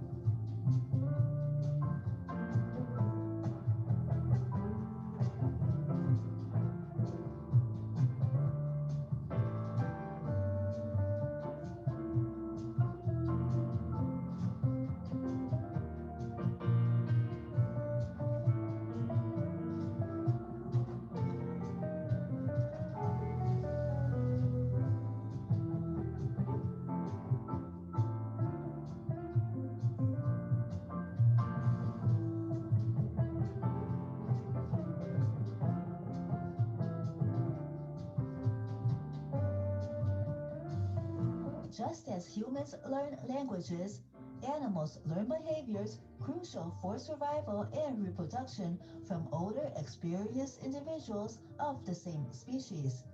In this way, important cultures such as bird songs are passed from one generation to the next. But global biodiversity loss means many animal populations are becoming small and sparsely distributed. This jeopardizes the ability of young animals to learn important behaviors. Nowhere is this more true than in the case of regent honeyeaters. In a paper, researchers described how a population crash to fewer than 300 has caused the species' song culture to break down. In healthy populations, the song of adult male honeyeaters is complex and long. But where the population is very small, the song is diminished, and in many cases, the birds have adopted the song of other species. This makes the males less attractive to females, which may increase the chance the regent honeyeater will become extinct. The regent honeyeater, a critically endangered nectar-feeding songbird, once roamed in huge flocks between Adelaide and Queensland's central coast, tracking eucalyptus blossom. As recently as the 1950s, regent honeyeaters were a common sight in suburban Melbourne and Sydney, but are now extremely rare in both cities. Extensive post-war land clearing has destroyed regent honeyeater habitat and caused the population to plummet. Most breeding activity is now restricted to the Blue Mountains and northern tablelands in New South Wales. Regent honeyeaters are most vocal during the early stages of their breeding season. Before the population decline, the birds were known for their soft, warbling song produced with characteristic head bobbing. But with few birds left in the wild, their song is changing with potentially tragic consequences. Birdsong is one of the most well-studied examples of animal culture. Young songbirds learn to sing by listening to, repeating, and refining the songs of older flockmates. Song learning is often completed in the first year of life, after which a bird's song is fixed. Despite the increasing number of endangered bird species, there is little research into how declines in population size and density might damage song culture in wild birds. The researchers explored whether this link existed in regent honeyeater populations. Male regent honeyeaters sing to secure breeding territories and attract mates. The researchers classified the songs of 146 male regent honeyeaters between 2015 and 2019. They made or obtained high quality recordings of 47 of these in the wild and more in captivity. This included wild birds found by the general public and reported to BirdLife Australia. They chased up these public sightings to record the birds' songs before they moved on. The researchers noted the location of every male and tracked its breeding success. They recorded the songs of captive bred regent honeyeaters that were part of a reintroduction program. The researchers believe regent honeyeaters are now so rare in the landscape that some young males are unable to locate adult males from which to learn their song. Instead, the young males mistakenly learn the songs of different bird species with which they had associated when developing their repertoires. Evidence suggests this song behavior is distinct from the mimicry common in some Australian birds. Mimicry involves a bird adding the songs of other birds to its own repertoire, and so not losing its original song. But the regent honeyeaters the researchers recorded never sang songs that resembled that of their own species. Also, mimicry in other species has typically evolved because it increases breeding success. However, in regent honeyeaters, this is the opposite. A captive breeding program is a key component of the regent honeyeater recovery plan. However, the research showed the songs of captive bred regent honeyeaters were shorter and less complex than their wild counterparts. This may affect the breeding success of captive bred males once they are released to the wild. Consequently, the researchers are teaching captive juveniles to sing correctly by playing them recordings of proper songs from wild birds in the Blue Mountains. Maintaining animal cultures in both wild and captive populations is increasingly recognized as crucial to preventing extinctions. These cultures include not just song, but also migration routes and feeding strategies. The loss of the regent honeyeater song culture may be a final warning the species is headed for extinction. Source: The Conversation, March 16th, 2021.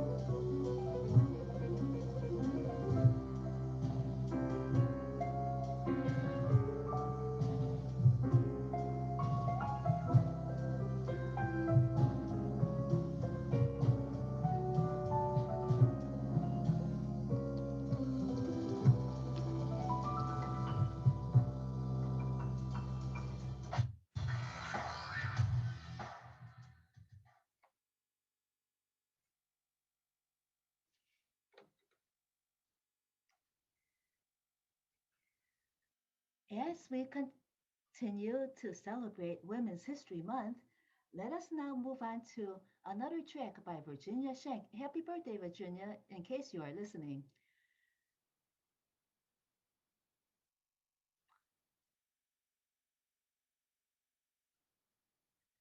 From her album, Virginia Schenck, from her album, Interior Notions,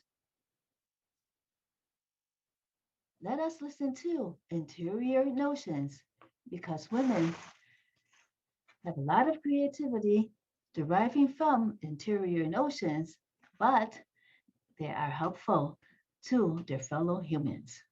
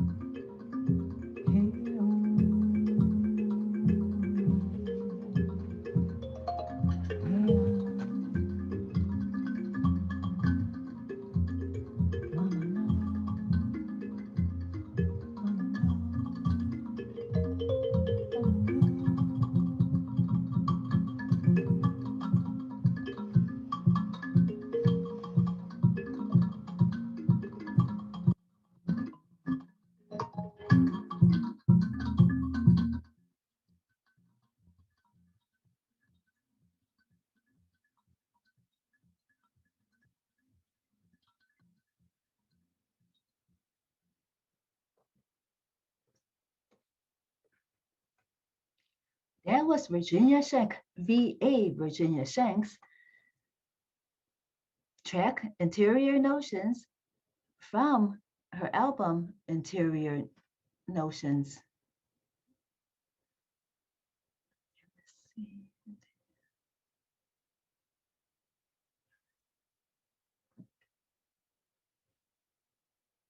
Let's see.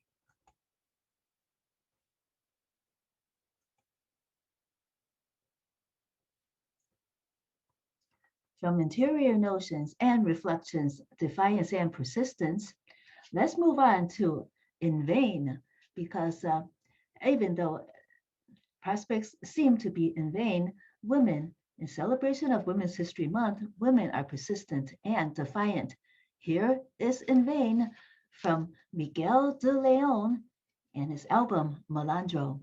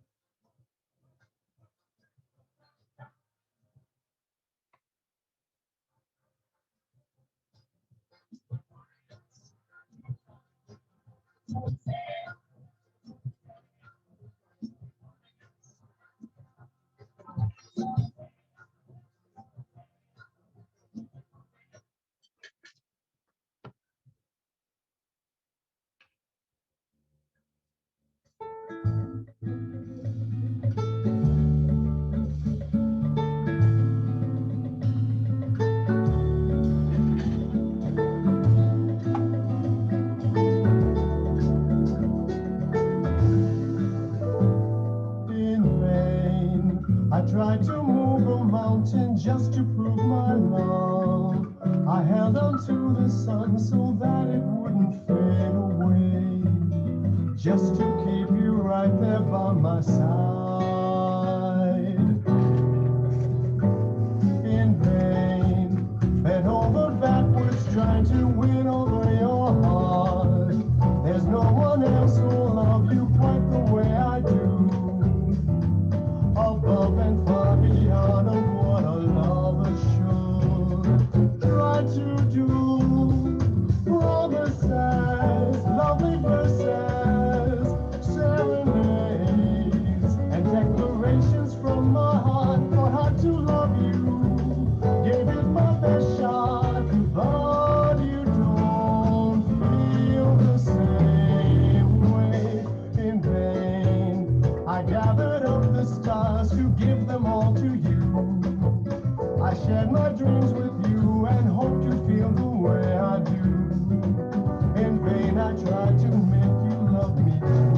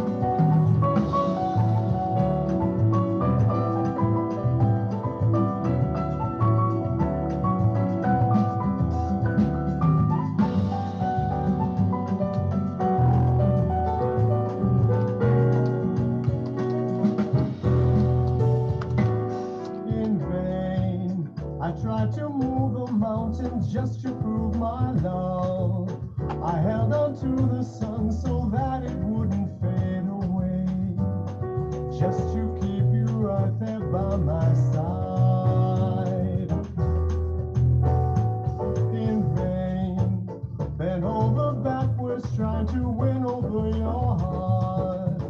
There's no one else who'll love you quite the way I do. Above and far beyond of what a lover should try to do.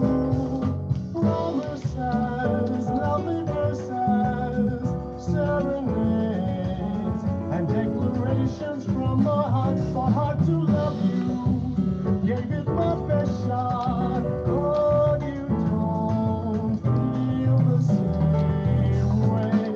In vain I gathered up the stars to give them all to you. I shared my dreams with you and hoped you'd feel the way I do. In vain I tried to make you love me too. In vain, in vain, in vain.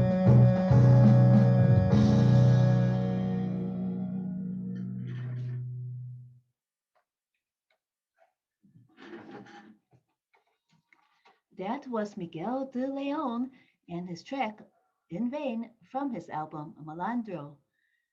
Miguel recently won a Chicago Music Award for Best Latin Vocalist, so congratulations, Miguel. As we continue to celebrate Women's History Month, we have reflected how women see that some things might be in vain, but we struggle on. Now, let us move on to Moyeng and Wayne Wallace in their album The Blue Hour, and the song and the track Hong Kong, because Hong Kong has always been a society of very strong-willed women.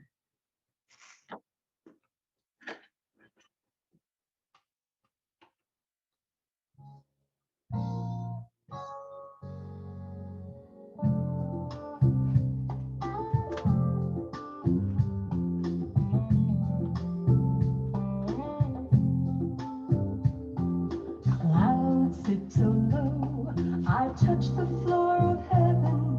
What a shimmer sparkle.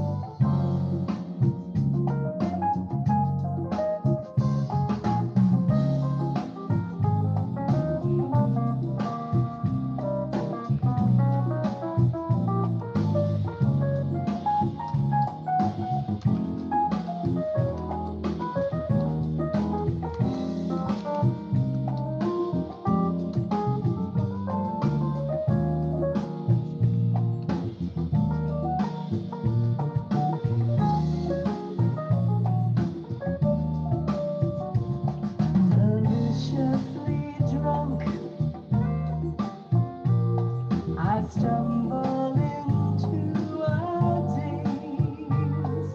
Disbelief around me, I gaze and wonder why I'm dreaming through my days. Through my days.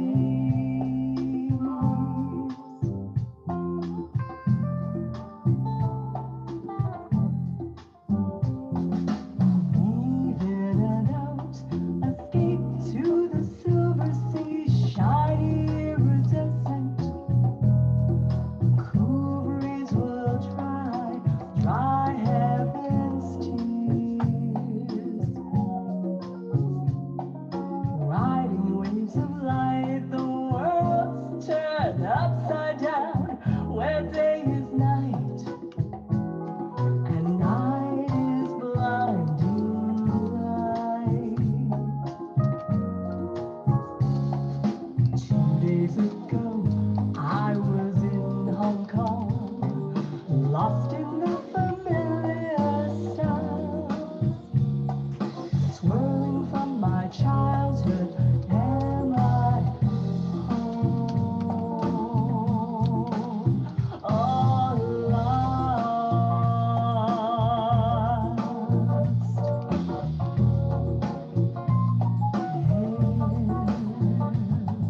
Am I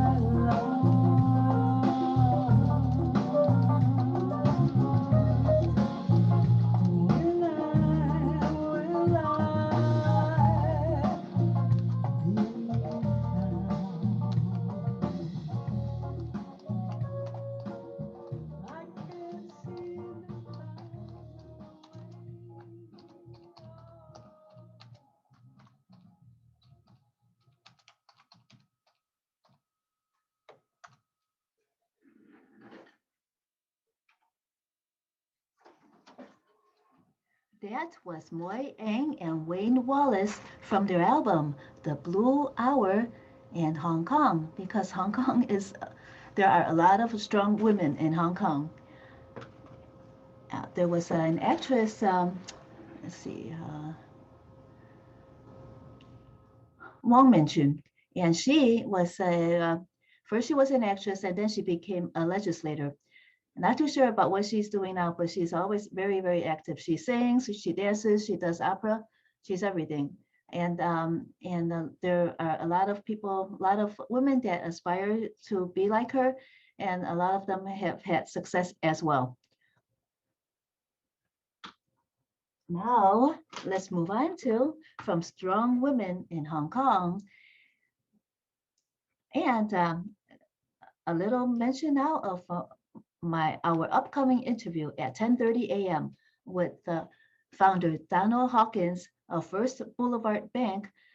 It's a Black-owned business that helps African Americans as well as non-African Americans save and just not not have to succumb to a lot of, let's say, predatory practices of banks, which sometimes, many times, prevents consumers from successfully saving money, to put it mildly. And that interview will be coming up at 10:30 a.m. And it's been a long time coming for someone like Donald Hawkins to found a bank like First Boulevard Bank. So now let us listen to It's Been a Long Time Coming from Joan Watson Jones and her album Choices.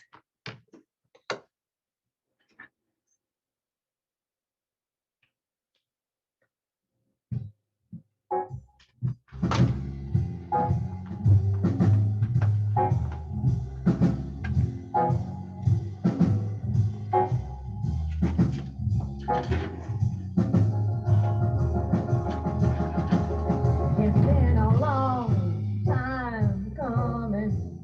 It's been a long time coming. My man found me, and with one embrace, showed me that love has a place. It was always something that's passed me by. I'm so happy you would think I was high. It's been a long time coming. It's been a long time coming. I never been pretty and saying I'm real smart. And I have a very, very good heart. But in this world of beauty, youth and cool, my looks were the only special rule. It's been a long time coming. It's been a long time coming. I found a man, or did he find me? Now life is the best it could be. I waited and waited, sure enough. My man says I got all the right stuff. It's been a long time coming. It's been a long, long time coming.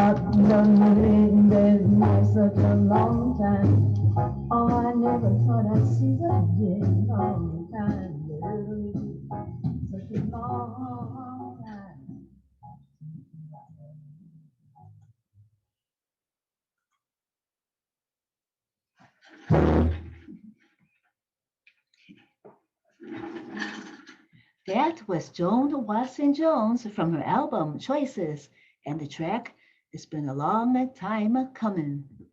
Now,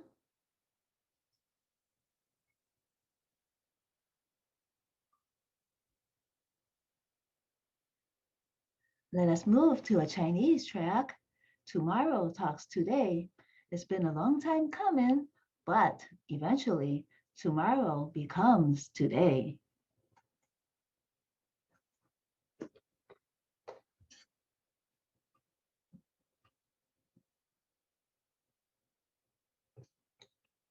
From Jenny Cheng.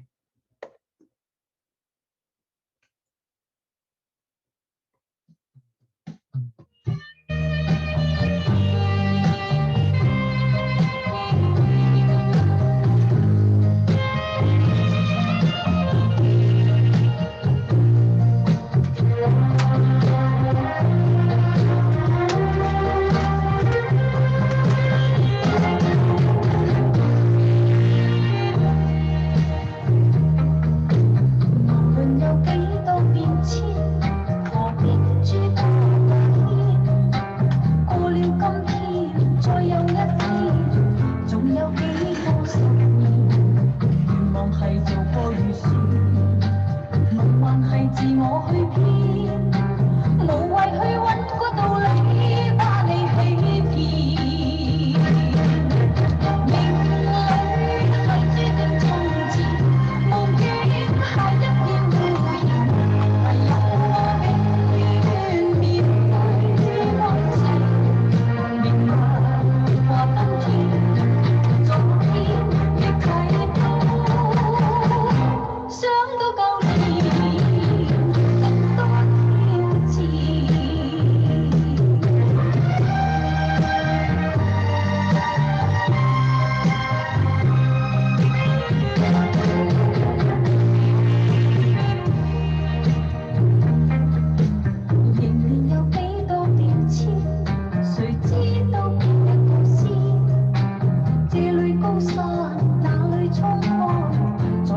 天變亮甜，實在係話變就變，如伏在樂趣前面，前面有千變萬化，不會改變。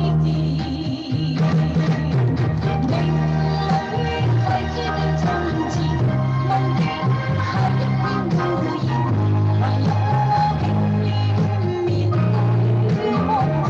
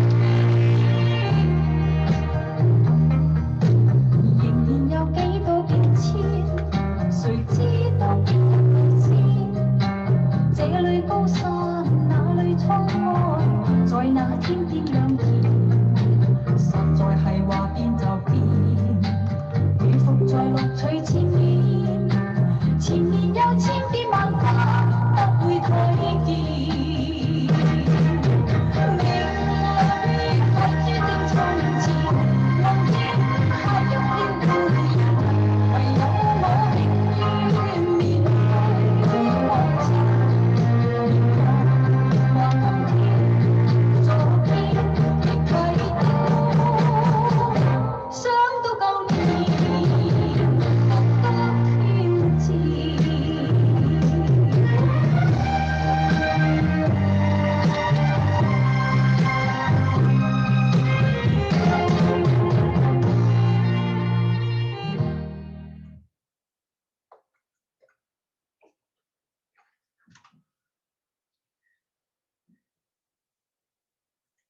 That was Jenny Tang and her hit. This was the hit that launched her to become one of the most popular artists in Hong Kong and Asia. So tomorrow talks today. No matter how many changes, why bother? There is one day after today, and then we have a few decades. We wish to make a budget, and then my dream department, I try to edit by myself. There is no point in finding a reason to deceive myself. Today is destined to be in the past.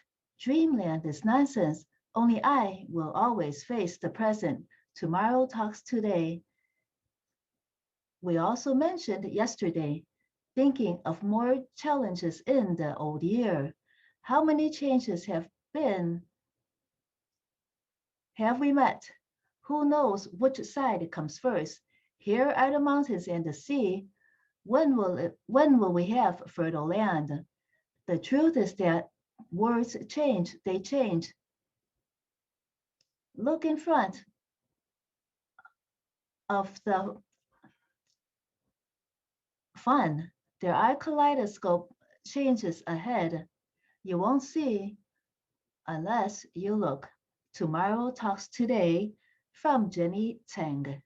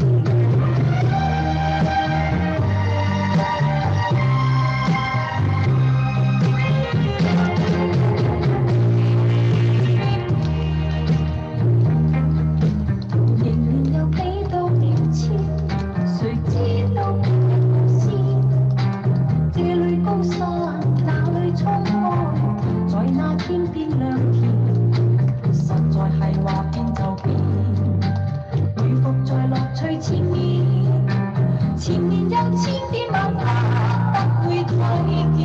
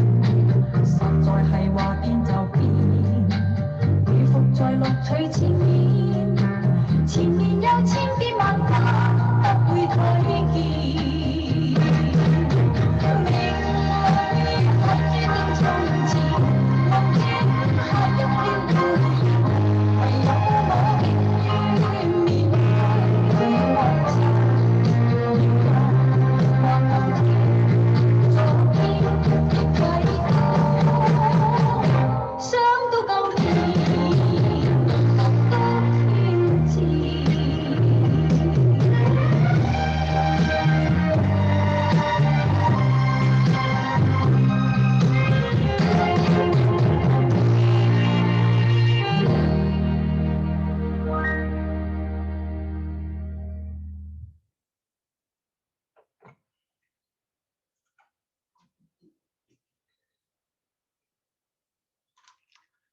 And that was Jenny Teng, Tomorrow Becomes Today, or Talks Today, her first hit. A little story behind with Jenny Teng and her husband, Fu Sen. The two of them were in Las Vegas at least 10 years ago. And then Jenny was on stage for her concert. But then there was a sheikh, a very rich Arab gentleman in the audience, and he was commenting on how beautiful Jenny was. So Fu Sen was very anxious about that, and he would not leave Jenny's side for the rest of the night, as if the gentleman might sweep his wife away. So that was Jenny Teng, and Tomorrow Talks Today. So tomorrow, of course, talks today because tomorrow becomes today. And then there lies the fragility of time. No little insect understands the fragility of time more than the butterfly, because the butterfly is very beautiful, but that does not last for very long. It has a very short life, but it is very beautiful. It pleases us humans. And perhaps the butterfly does not even realize that its lifespan is so short. As women understand the preciousness of life and fight for rights for women and for their fellow human beings. But as for butterflies, do they understand that their life is so short? Do butterflies cry? Here is Do Butterflies Cry from Joni Palato. And featuring Farid Haq.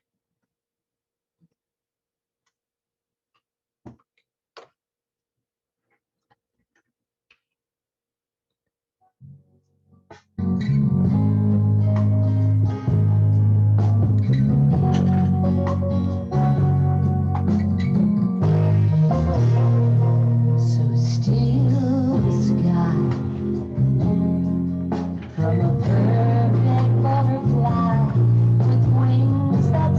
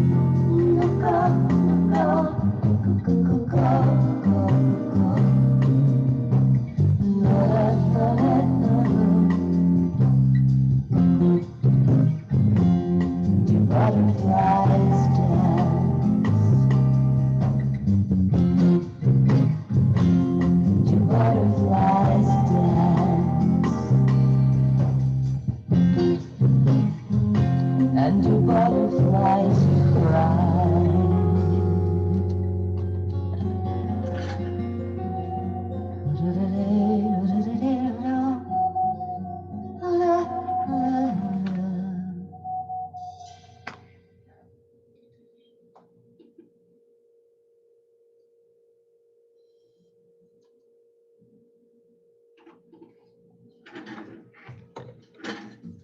That was Joni Pilatos, Do Butterflies Cry, with Fareed Haq. Women and butterflies understand the fragility of existence. They appreciate those they care about, their weaknesses and their strengths. The best women negotiators understand with whom they're negotiating very, very well, and then see what is the best about them and try to apply that to the negotiations and moving forward in accomplishing rights for fellow women and for fellow humans in other activist capacities. There's so much work to do, and women understand their even their opponent because the women understand you. And the next track is the song is You from Mark Pompey and his album Monk's Dream.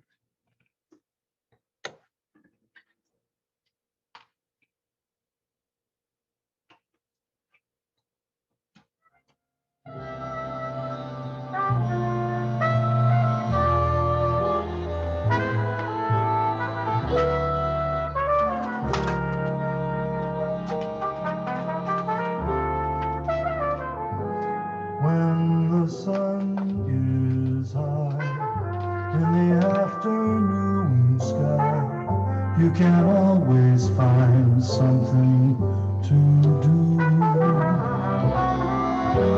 But from dusk till dawn, as the clock ticks on, something happens to you.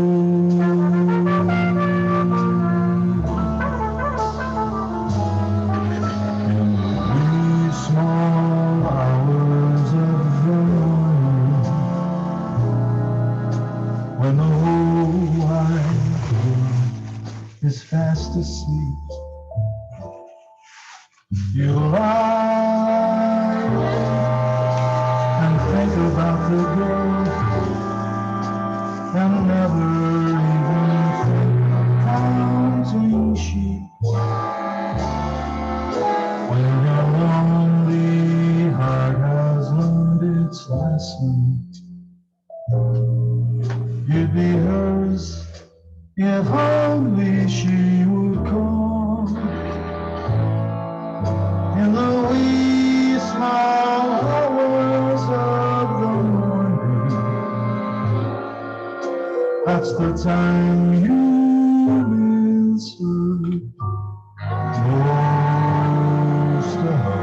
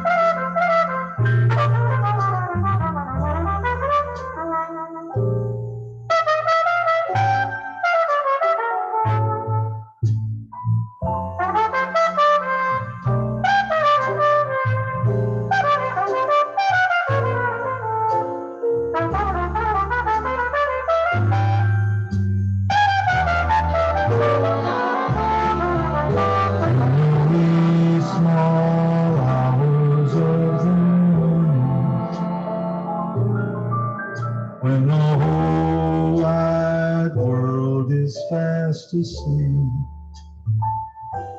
Oops. Your eyes think about the good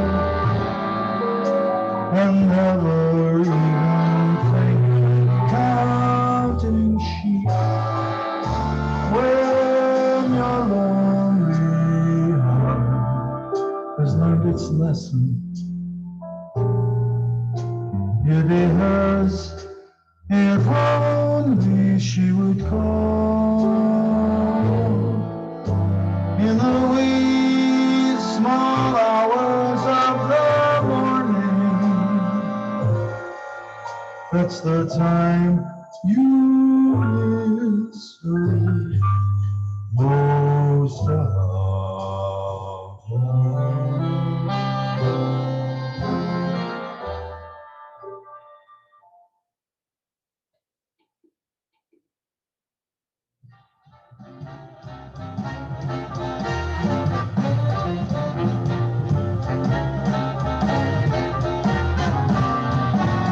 I hear music when I look at you, a beautiful theme from every dream I ever knew.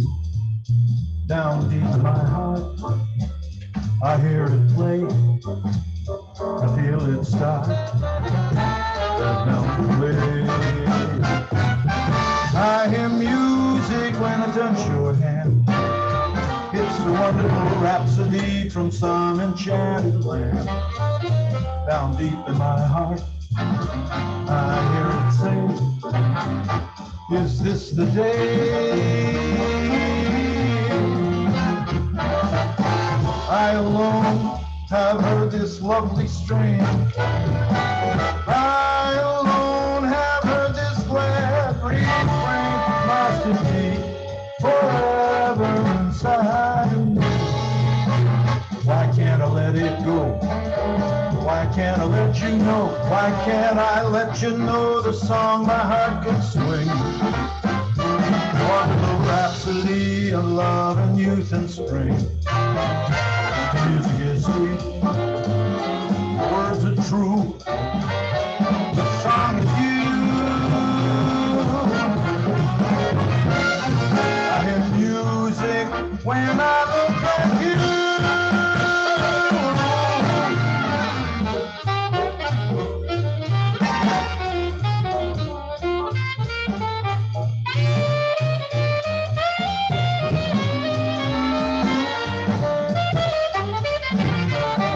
I hear music when I touch your head.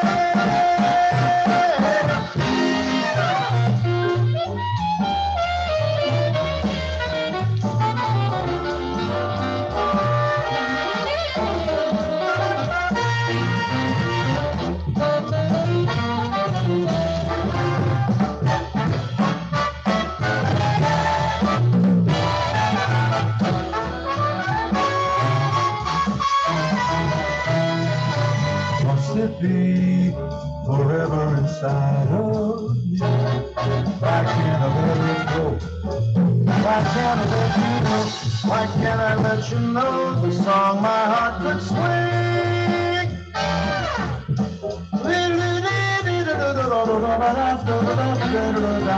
Music is sweet, the words are true, the song is you.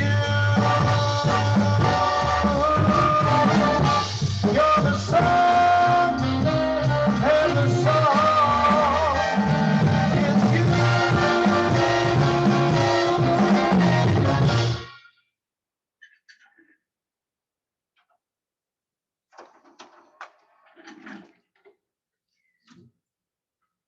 That was Mark Pompey from his album Monk's Dream, and the tracks In the Wee Small Hours, and The Song Is You. Now, from The Song Is You and concentrating on negotiations and realizing, comprehending the specialness of with whom you're of the person with whom your women negotiate. Let us move on to a very strong woman, a strong singer, Val Levendahl of Chicago. Val also has a radio show on Sundays from 10 a.m. to 11:45 a.m. And she has an album. She tells us that she is working on a new album, but her album Roots and Flowers has the song Sleight of Hand, which you will hear. Speaking of negotiations.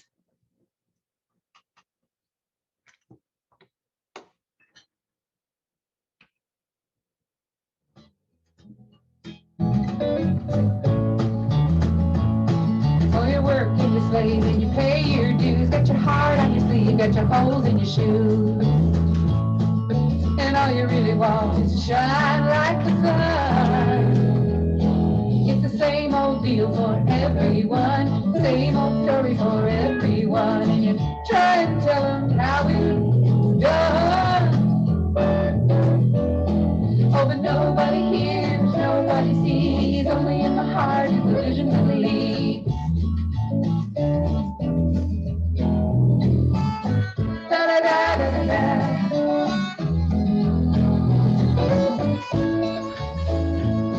So you're up on the stage for 1,000 strong, and you're not quite sure that you really belong. So you give them everything you've got, and somehow they think you're something you're not. They keep thinking you're something you're not, and you try and tell them what you learned. Oh, but nobody hears, nobody sees. Every living soul got everything it needs. Nobody hears and nobody sees. Only in the heart is the vision that leads. And it's sleight of hand, sleight of hand. Life is sleight of hand, no man. And when you finally get it, they wonder how you did it.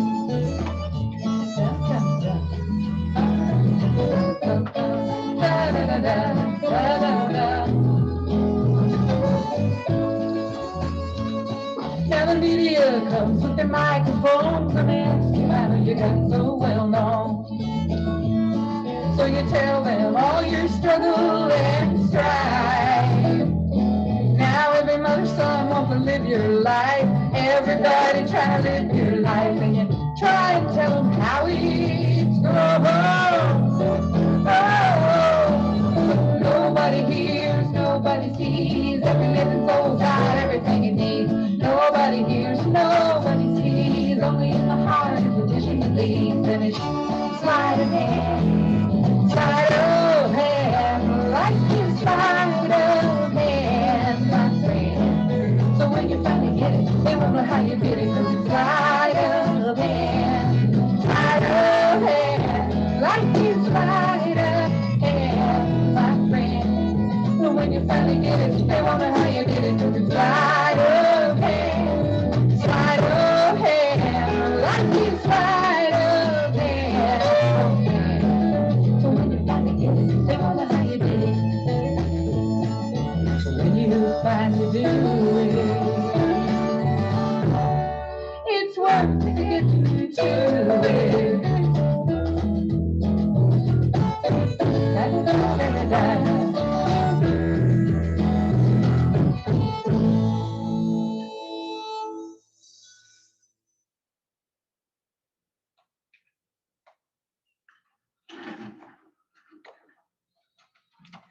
You are listening to The Wizard, WZRD Chicago, 88.3 FM. That was Val Levendahl from her album Roots and Flowers and the track Sleight of Hand, since we were talking about women negotiators and women advocates and women activists. From Sleight of Hand, how about Sweet Shakedown? The track Shakedown from Phil Brown and the New Arts Jazz Tet and their album Arcadia.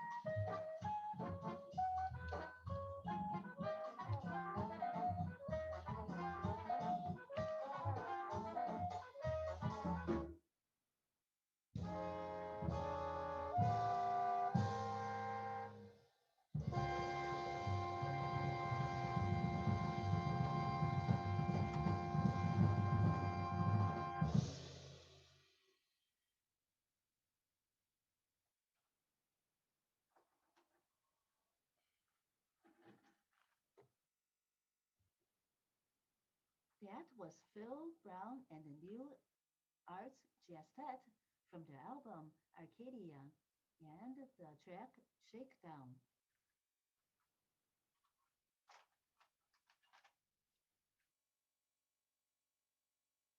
From sweet shakedowns and negotiations to just the two of us, because the two of us are important, and that's something that women realize very well in much of what we do. So it is just the two of us from Rebecca Dumaine and the Dave Miller combo from their album Chez Nous, which in French means with us.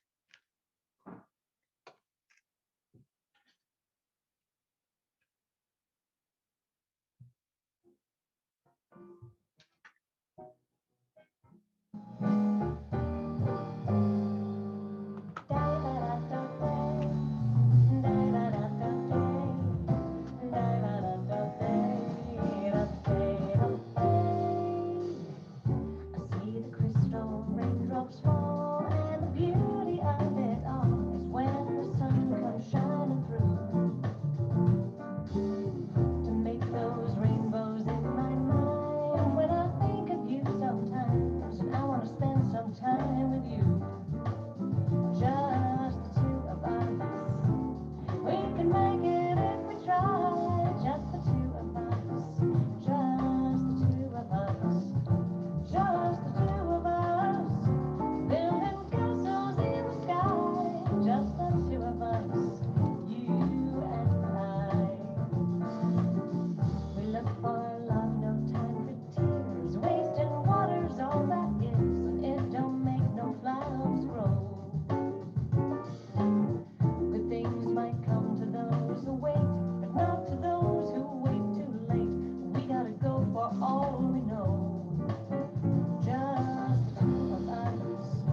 We can make it if we try, just the two of us. Whoa, just the two of us. Building castles beyond high, just the two of us. You and I. Da da da da da, ba da da da da, da da da da da, da da da.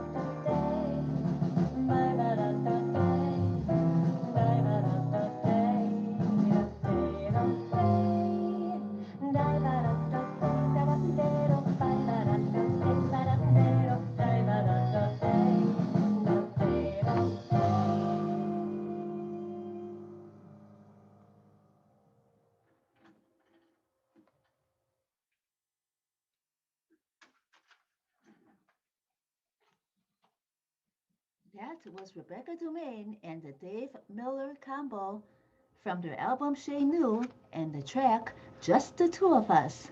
Because we were reflecting on women and negotiations, now we move on to, speaking of negotiations, the Jack Mouse Group and their album Intimate Adversary and the track Adamant Adversary.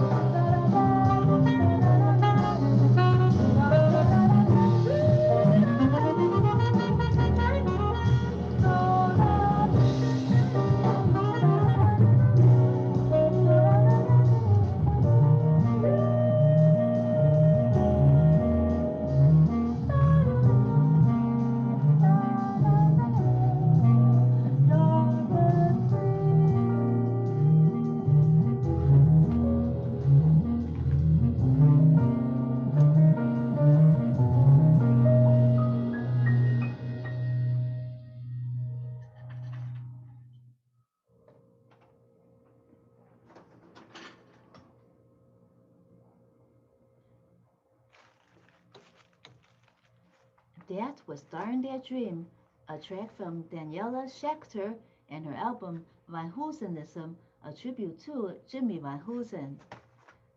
So as we are celebrating Women's History Month, we were talking about and reflecting on women's perseverance and their strength in negotiating and hopes and dreams because we work very hard, but sometimes it's starting that dream.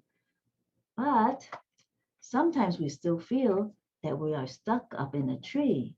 Here is Stuck in a Tree from Wild Gumption from Zoo Funk U and their album Wild Gumption.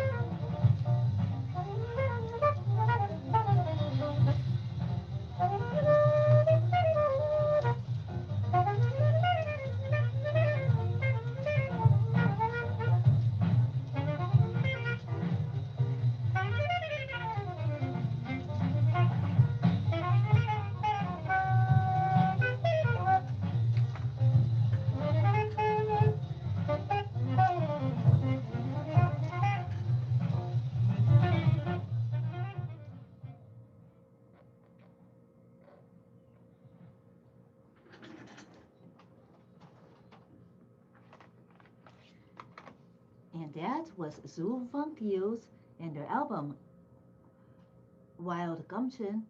And also the track was Stuck in a Tree, reminiscing about reflecting on chasing dreams and sometimes feeling stuck in a tree. We heard a little bit from a bonus track. It sounded very nice, but I can't give you the title for that. It was a bonus track. Now let's move on to reflecting on how mothers and daughters and how their mothers, how a mother names a daughter. Here is Don Paul from his album The Time We Have Meld #1 is a spoken word album, and the track is Durga Kali on her mother's name for her.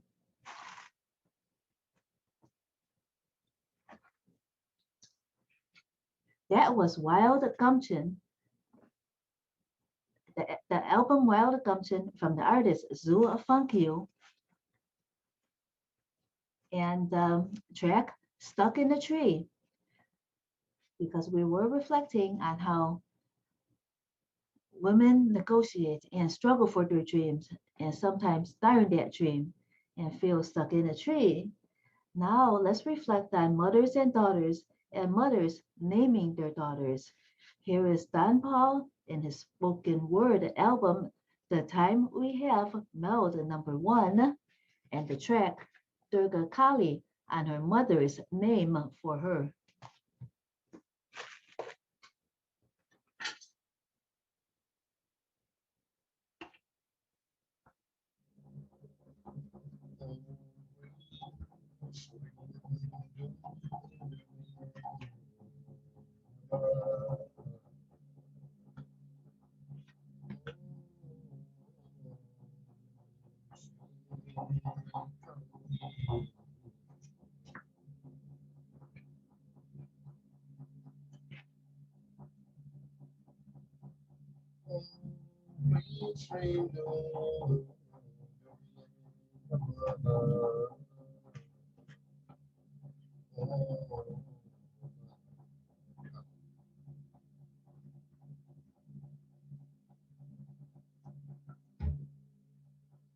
Let me tell you about my name.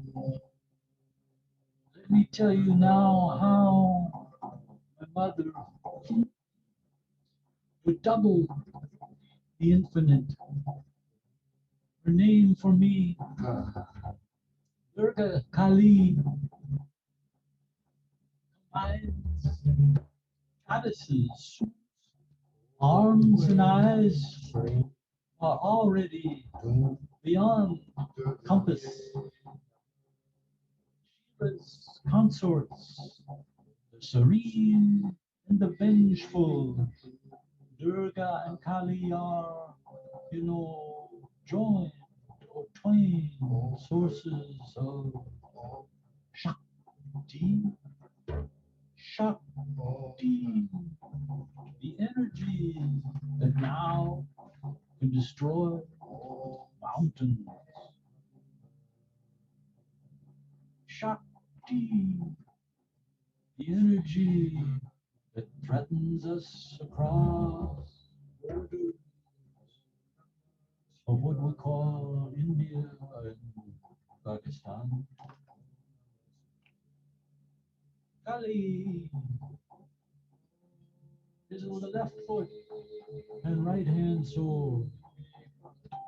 And she is a terrible mother standing on Shiva's chest. In either the transcendental plane of Satchitananda, reality, knowledge, bliss, or the material plane of Maya, illusion, illusion, illusion that depends upon body and ego within Satchi Ananda.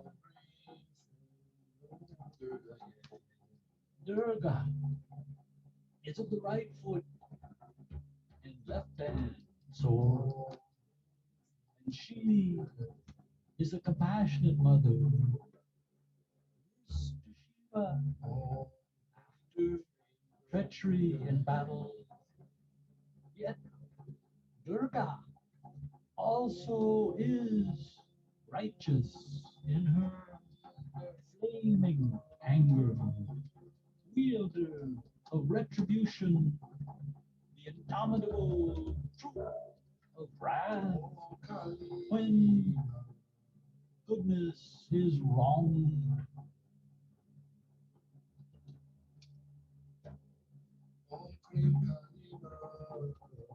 whatever their differences, both of these goddesses are warriors for righteousness. And I am proud my mother named me for them.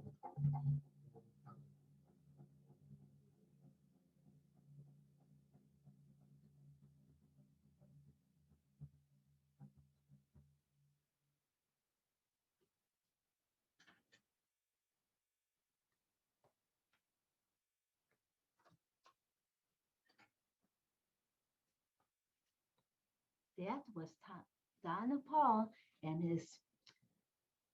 and one of his tracks from his spoken word album, The Time We Have, Meld #1. The track name, Durga Kali, and her mother's name for her, reflecting on mothers and daughters and mothers' names for their daughter. Now,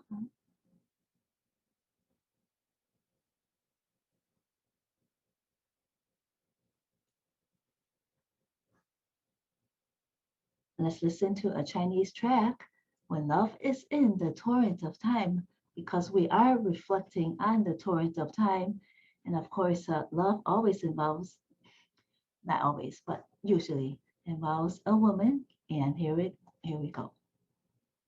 When love is in the torrent of time.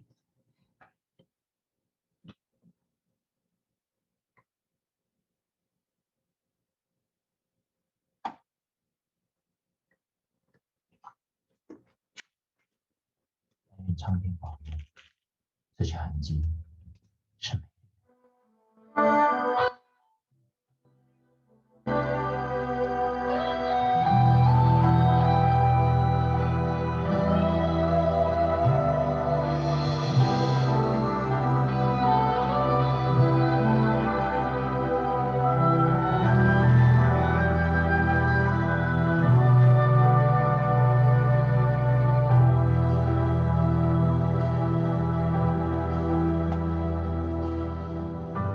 镜中樱花万物风，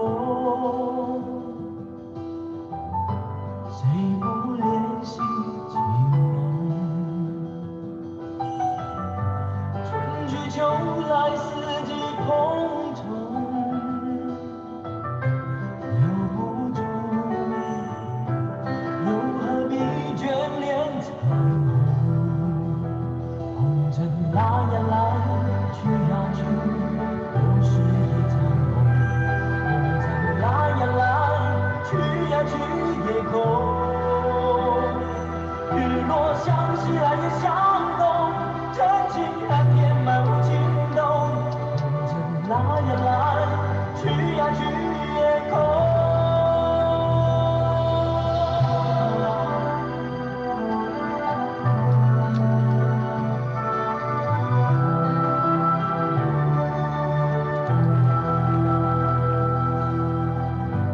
空中楼阁青云中，谁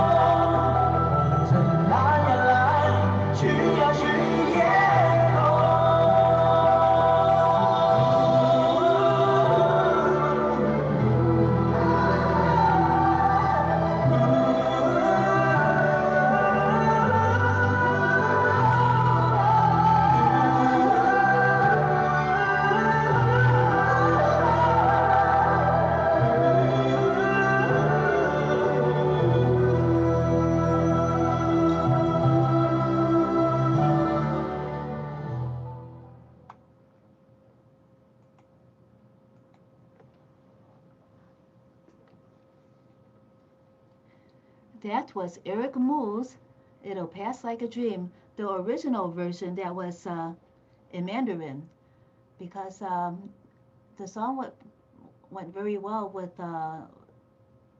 Hong Kong television series, The Romance of the White-Haired Maiden, and then Gum Yong, the author of that set of novels, as well as many other novels.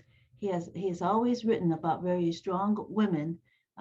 He one of the one well, let's see, there were two. Let's see, that wrote.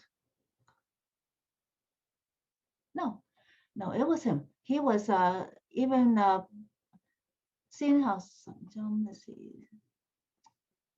Sandiu Hapley. Yes, there were several novels that were made into television series and motion pictures that were derived from his novels, and he was one of the major writers that wrote of very strong women.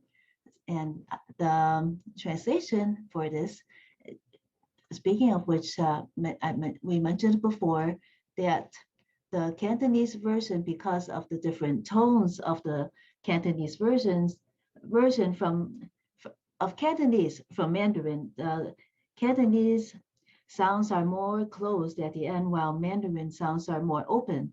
Thus, this song has different versions when it is sung in Cantonese or in Mandarin, but both versions are performed by Eric Mu.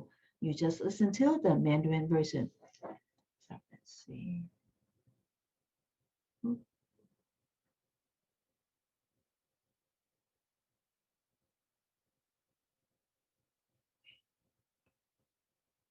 When love, it'll pass like a dream. When love is in the torrent of time, when it's washed away completely, it may just be some traces of love. I hope that heaven blesses these beautiful traces of love. The shadows in the mirror dance in the flurry of wind. Who doesn't pity love? Spring goes and autumn comes. The four seasons are in a hurry. If you cannot keep it, why be nostalgic? Red dust is coming and coming, going and going. It is all a dream. A little aside, red dust in Chinese means human, because man, humans, etc. Because the soil in China is very red, and often during times of drought, it is like red dust. And Chinese people were so tied to agriculture and the land that they found themselves represented by red dust. It might have been derived from artists and poets. Let's continue with the translation. Red dust comes and goes, and it is empty. Sunset westward and moon eastward. Truth is hard to fill the rootless hole. Red dust comes and goes, and it is empty. A castle in the sky. Who doesn't want to chase dreams? Floating name disappeared in a blink of an eye. If you cannot keep it, why bother struggling? Red dust is coming and going. Red dust is coming and coming, going and going. It is all a dream. And much repetition after that. Here again is Eric Mu. It'll pass like a dream in Mandarin.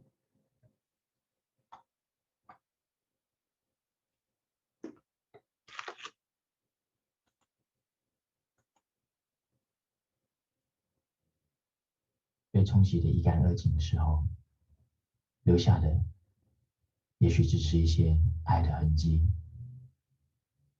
但愿苍天保佑，这些痕迹是美丽的。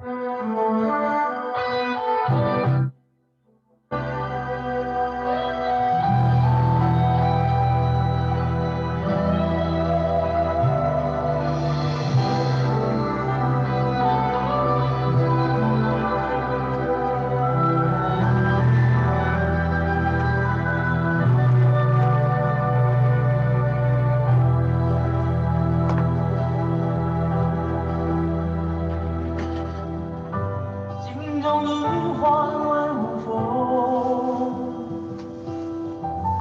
谁不怜惜春梦？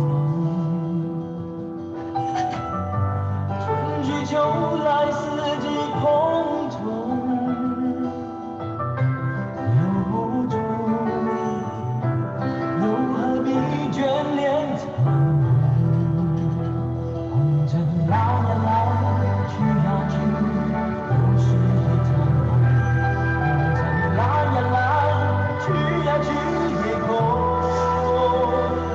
日落相识，来日相逢，真情难填满无情洞。红尘来呀来，去呀去也空。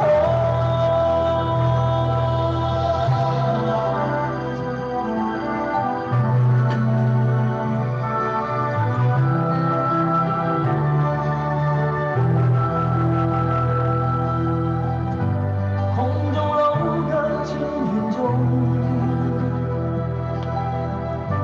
谁不醉中寻梦？浮歌一朝，转眼无踪。留不住，又何必苦苦乘风？红尘来呀来，去呀去，都是一场梦。红尘来呀来，去呀去也空。日落相识，来日相逢，真情难填满无情洞。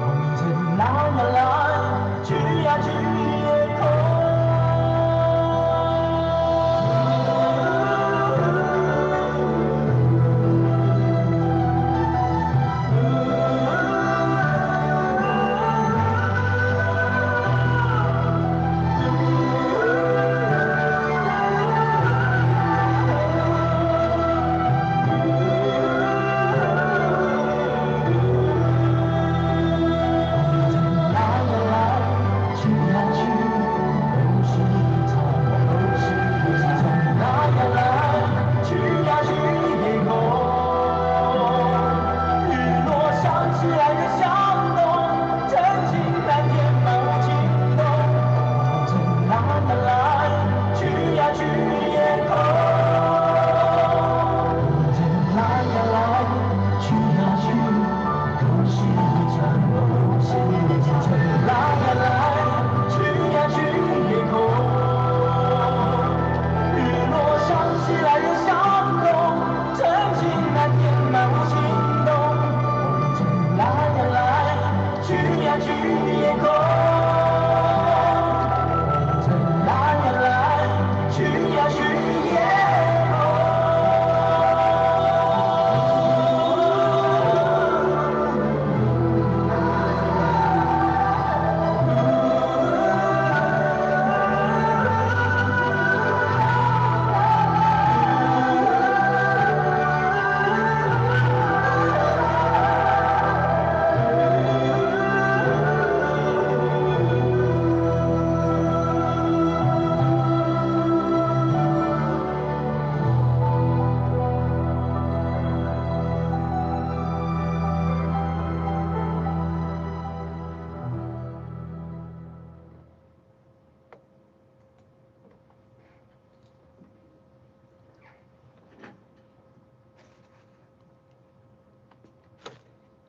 That was Eric Moose. It'll pass like a dream, Mandarin version. So we have been concentrating much this morning on Women's History Month and women's dreams and struggles and perseverance. There are always, it seems as if there is always so many mountains to climb, so many cliffs to overcome. Let us now listen to Cliffhanger Blues from Larry Newcomb Quartet featuring Jake Newcomb and the album. No, it is Larry Newcomb Quartet and the album Love Dad featuring Jake Newcomb.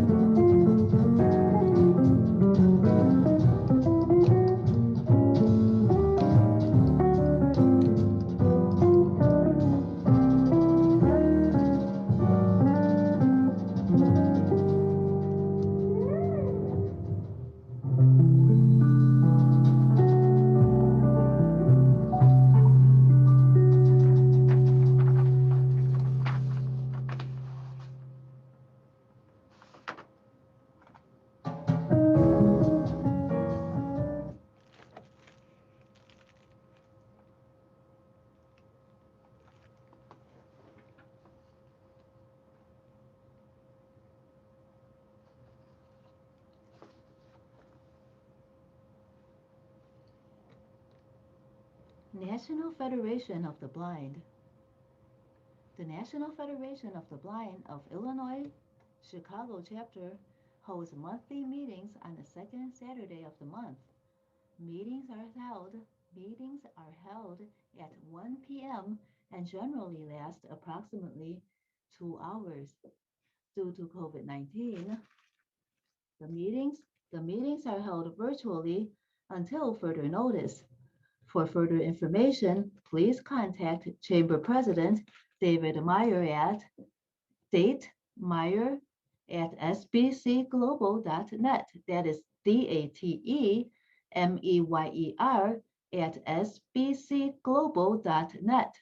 Please also visit www.n as in Nancy floor f o no f fbor for further information. Again, www.nsnacfborillinois.org for further information.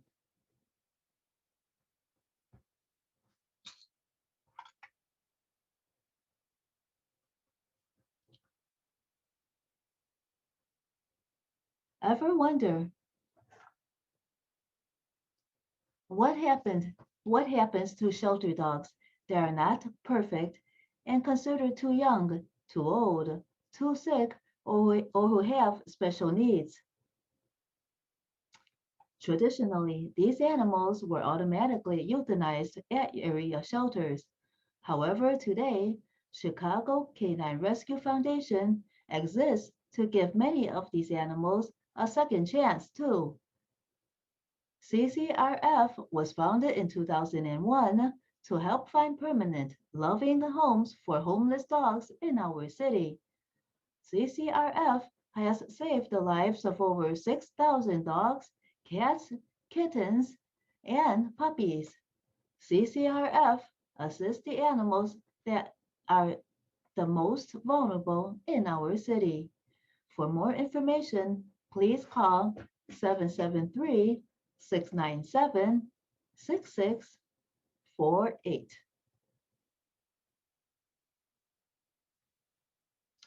The telephone number is 773 697 6848.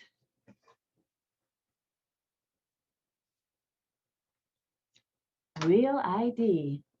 For Illinois residents who fly domestically, the federal government requires you to use a valid ID, to use a valid U.S. passport, or obtain a real ID from the Illinois Secretary of State's office.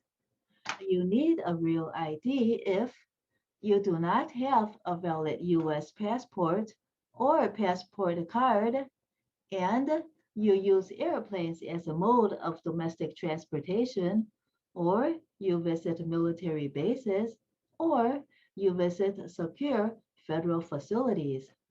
Please bring proof of identity, date of birth, and U.S. citizenship or lawful status.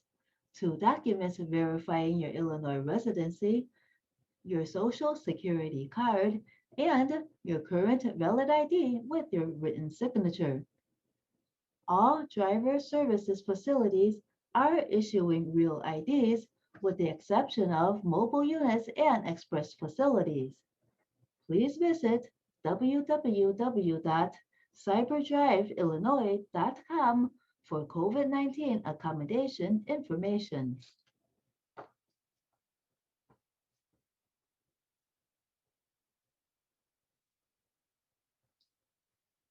NICASA Behavioral Health Services Underage Gambling Treatment. Teens can pretend to be of age and gamble online. Teenage gambling is very widespread as technology provides additional wagering opportunities, with student athletes particularly susceptible. Adolescents become addicted to gambling more quickly than adults.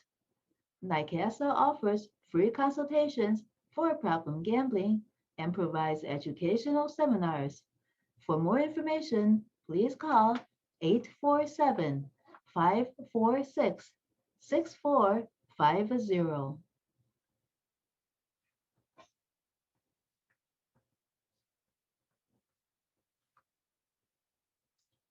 Free U.S. citizenship classes. Please call the Spanish Community Center for more information at 815-727-3683, extension 5004. Are you the victim of a violent crime, such as domestic violence, sexual assault, aggravated assault, human trafficking, blackmail, or extortion? You may be eligible for a United States visa.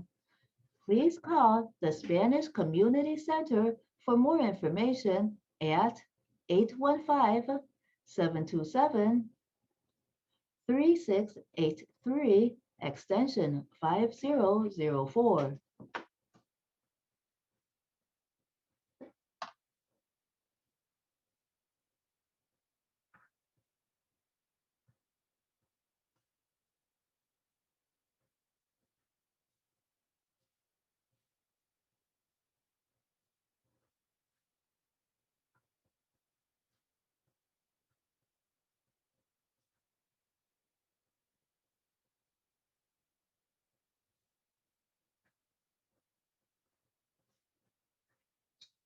Family Advocacy Center provides immigration services, legal assistance, individual and family therapy, substance abuse treatment, housing programs, adult education, and public benefits assistance. Please call the Spanish Community Center for more information at 815-727-3683, extension 5004.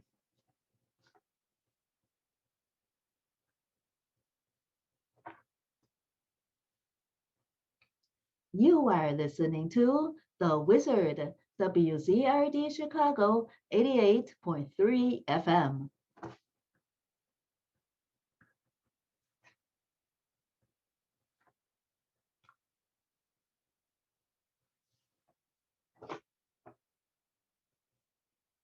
See the weatherization. Is your home cold in winter and hot in summer? See the weatherization uses state-of-the-art technology to make your home safer and more energy efficient and is available for single family and multifamily dwellings. The program is free for income eligible homeowners. Please call 1-800-571-2332 for more information.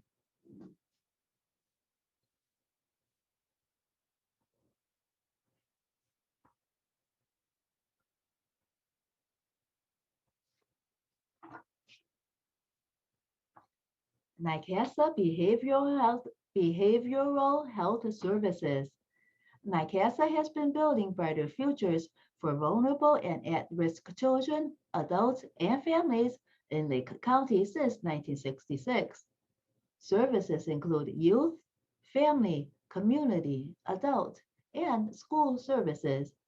NICASA's collaborators include school districts, criminal justice, social service agencies, and other treatment agencies. For more information, please call 847-546-6450.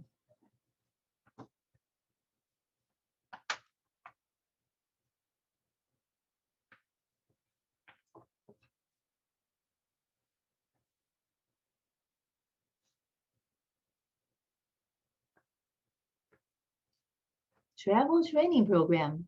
The Regional Transportation Authority RTA Travel Training Program teaches individuals with disabilities and older adults how to use Metra, PACE, and CTA buses and trains.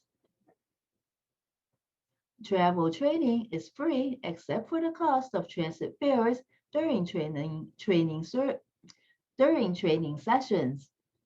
Travel training sessions are led by professionals who are knowledgeable about transportation accessibility, and have experience working with people with disabilities and older adults. For more information, please call 312-913-3120.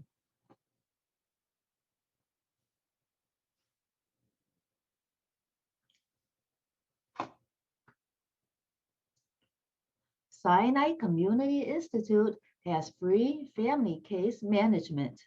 The program includes learning about WIC, WIC, kid care, family care, and Medicaid information, as well as SEDA and LIHEAP help with low income, home energy, and rental assistance. For more information, please call 773-257-6216.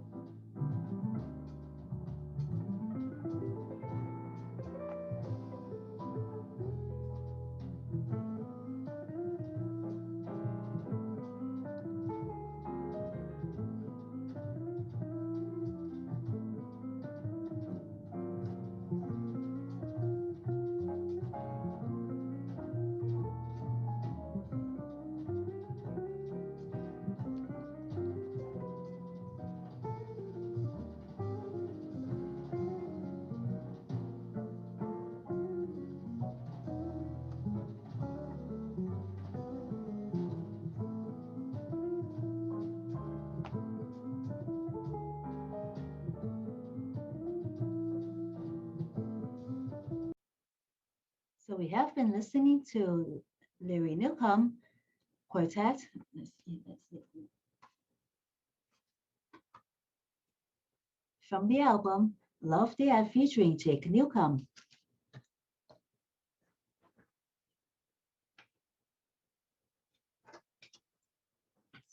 Yes, we were listening to Larry Newcomb Quartet from their album Love Dad featuring Jake Newcomb as we did some maintenance in the studio.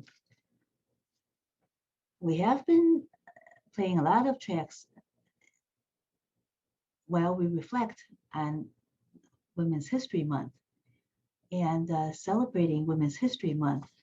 Now, let us listen back to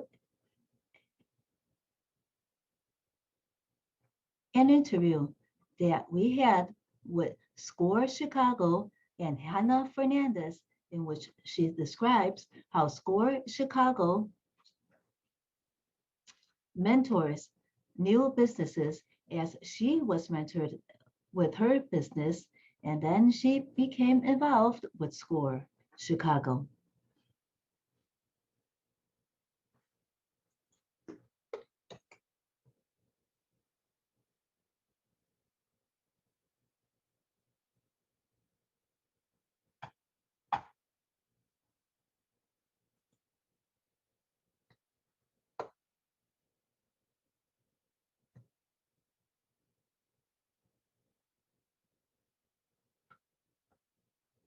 Hannah, first of all, could you explain to our listeners what SCORE represents and how that acronym no longer applies today?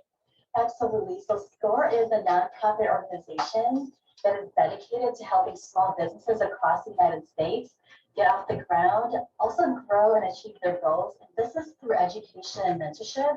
So SCORE used to stand for the Service Corps of Retired Executives. One of the reasons why it doesn't apply anymore is that more and more as we see small business owners, we're becoming more diverse. So more and more women, more and more entrepreneurs that are still working who are not retired yet are becoming SCORE mentors. So now almost it's a 50-50 split. So 50% of the mentors are still retired executives. They used to be presidents and VPs of their organizations, but also we're having a lot of volunteers that are still entrepreneurs. They are successful, but they probably still have about another 20, 40, 60 years in business growing and building it, but they don't want to wait until they retire to make a difference. So what about the time that the mentors dedicate to SCORE? To the retired executives, are they able to dedicate more time, or is it mostly the same to follow a certain program the mentors do?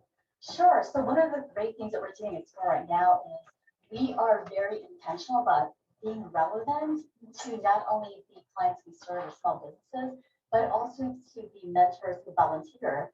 So we understand that not everybody is retired yet. So because of that, we actually work on the volunteers' schedules. Absolutely. So if you could give 5 hours, we're grateful. If you could give 40, fantastic.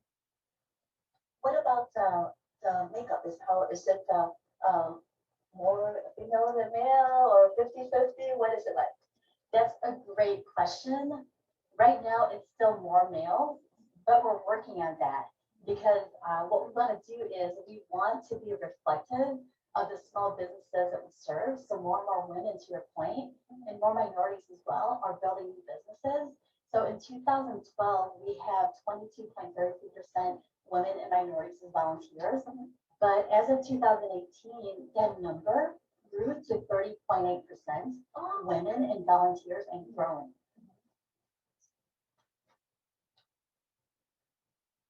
How does SCORE differ from other small business resources? That's a great question. So one of the things that really differentiates SCORE from all our resource partners is our core is really in that free business mentoring that's also confidential. So within SCORE, we have over 325 chapters and over 11,000 volunteers. So we have expertise in over 62 industries. And this is something that is so different, that is so unique compared to all the other resource partners. What is the largest industry or at the top 3, let's say? The top three, it really varies. We have a lot of restaurants, manufacturing, and also marketing and IT. And so let's clarify. SCORE Chicago is Chicago, and all 325 chapters are in Chicago. All the 325 chapters are across the nation. Across the nation. So we are one of those 325 chapters. Okay. How many chapters in Chicago? There is one chapter in Chicago, and to clarify the territory, so when you say SCORE Chicago, that includes the north side of Chicago, the south side, the west side, but right now we also still have the south and the west suburbs as well. That's what's composed of SCORE Chicago. What about the east side? Is the east side covered somewhere by the north and the south sides? So the east side is kind of like I've looked at Chicago. It's kind of confusing, but oh sure. So typically when you're when you think of Chicago, we just say north, the south and the west side because we think of the east as just the lake, and so we do have the downtown area. Yes. Yeah, I think the east side is kind of territory, the geography close to Indiana, right? Indiana, yeah. So the way that works is if somebody is at that border of the east or Indiana, then when the business owner enters his or her zip code on our website, right, then we decide which chapter is closest, okay, to that individual, and then we'll go ahead and match them to that chapter accordingly. Oh, wonderful. Yeah, that's why I asked, because there might be business owners over there that are really excited about SCORE and want to get involved. Thanks for clarifying that. What are some examples of business persons working with SCORE? Let's touch on the mentors first, and then later we'll talk about the people that are using the resources to do business. Sure. So the mentors within SCORE varies. So more and more right now, so for example, within our chapter, there's still a lot of retired executives that are using their expertise to go ahead and mentor small businesses.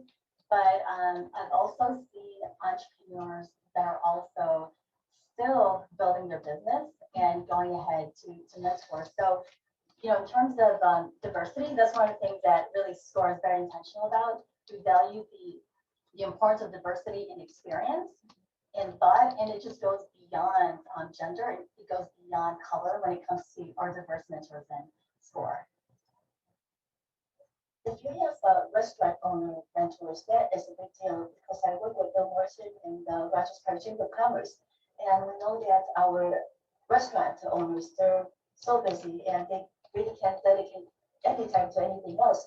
So do you have many restaurateurs, restaurant owners who could dedicate some hours to help mentor other budding business people? Absolutely. We definitely have mentors within the Chicago chapter that have a lot of restaurant experience where they've actually built and even sold their own restaurants as well. So we have a lot of those. In fact, there's a business owner at SCORE, and he actually had a barbecue sauce, and he wanted to go ahead and figure out to see which venue would be most appropriate, whether, can we go ahead and get a brick and mortar, should I go ahead and go online? So one of our mentors stepped up and he said that I've got a lot of experience in restaurants and also in products as well. And I'd be more than happy to go ahead and help a business owner. And one of the things that I also want to bring up is if we can't find that mentor within Chicago, we also have regional and also national strength. So we could call on other regions of the country to go ahead and help us and really use Zoom or even a phone. It's wonderful. So the restaurant owners that are mentors, they're current business owners, they're not retired, right? They're still so excited about SCORE that they'll help even despite still owning their business and running their business. Absolutely. So the mentors that we have, again, is a combination of both retired mentors and also ones who are still growing their businesses as well. So most of your clients who use SCORE resources, they work with a mentor, or do they have other resources as well? So most of our clients that go to SCORE would actually be matched up with a mentor because, again, that is our core strength. So we would always match a business owner with a mentor. But one of the things that we do too is we supplement that mentorship with workshops. So studies show and also experience shows that Business owners who get mentorship and combine that with workshops and even our webinars that are available online actually increase their likelihood of succeeding. Could you give us a description, at least what kind of workshops do we have? Like what kind of online webinars do you have? Oh, sure. So the workshops vary in terms of topics. So it could be as basic as how to grow your business. We also have QuickBooks workshops as well. We have Show Me the Money workshop where we partner with the SBA and our partner banks, where we actually go ahead and teach the business owners who are coming in what types of funding options are available across the small lending spectrum. And there's also workshops on marketing and SEO. So it just really depends on what your needs are. So one of the things that I suggest for business owners is just look online at our calendar and see what best fits your need and attend that one. What is FCO? I think I heard you say something about FCO, or what was that? Oh, it's SEO. SEO. So search engine optimization. I see. Yes.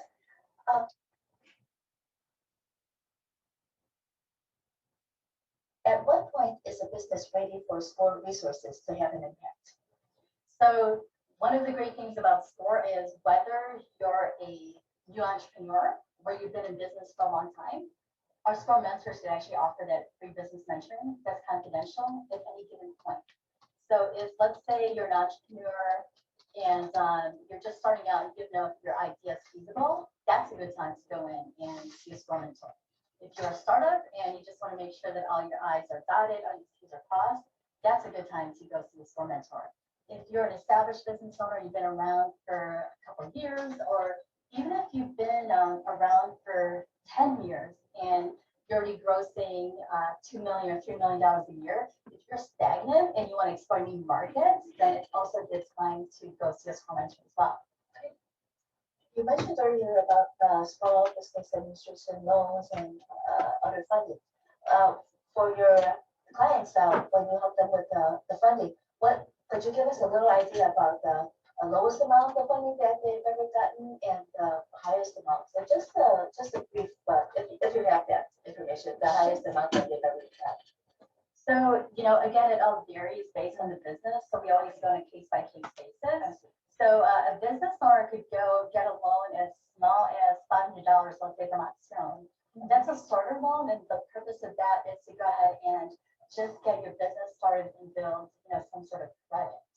But there are business owners that can go ahead and get $350,000 in SBA loan if they're going to go through the SBA Express.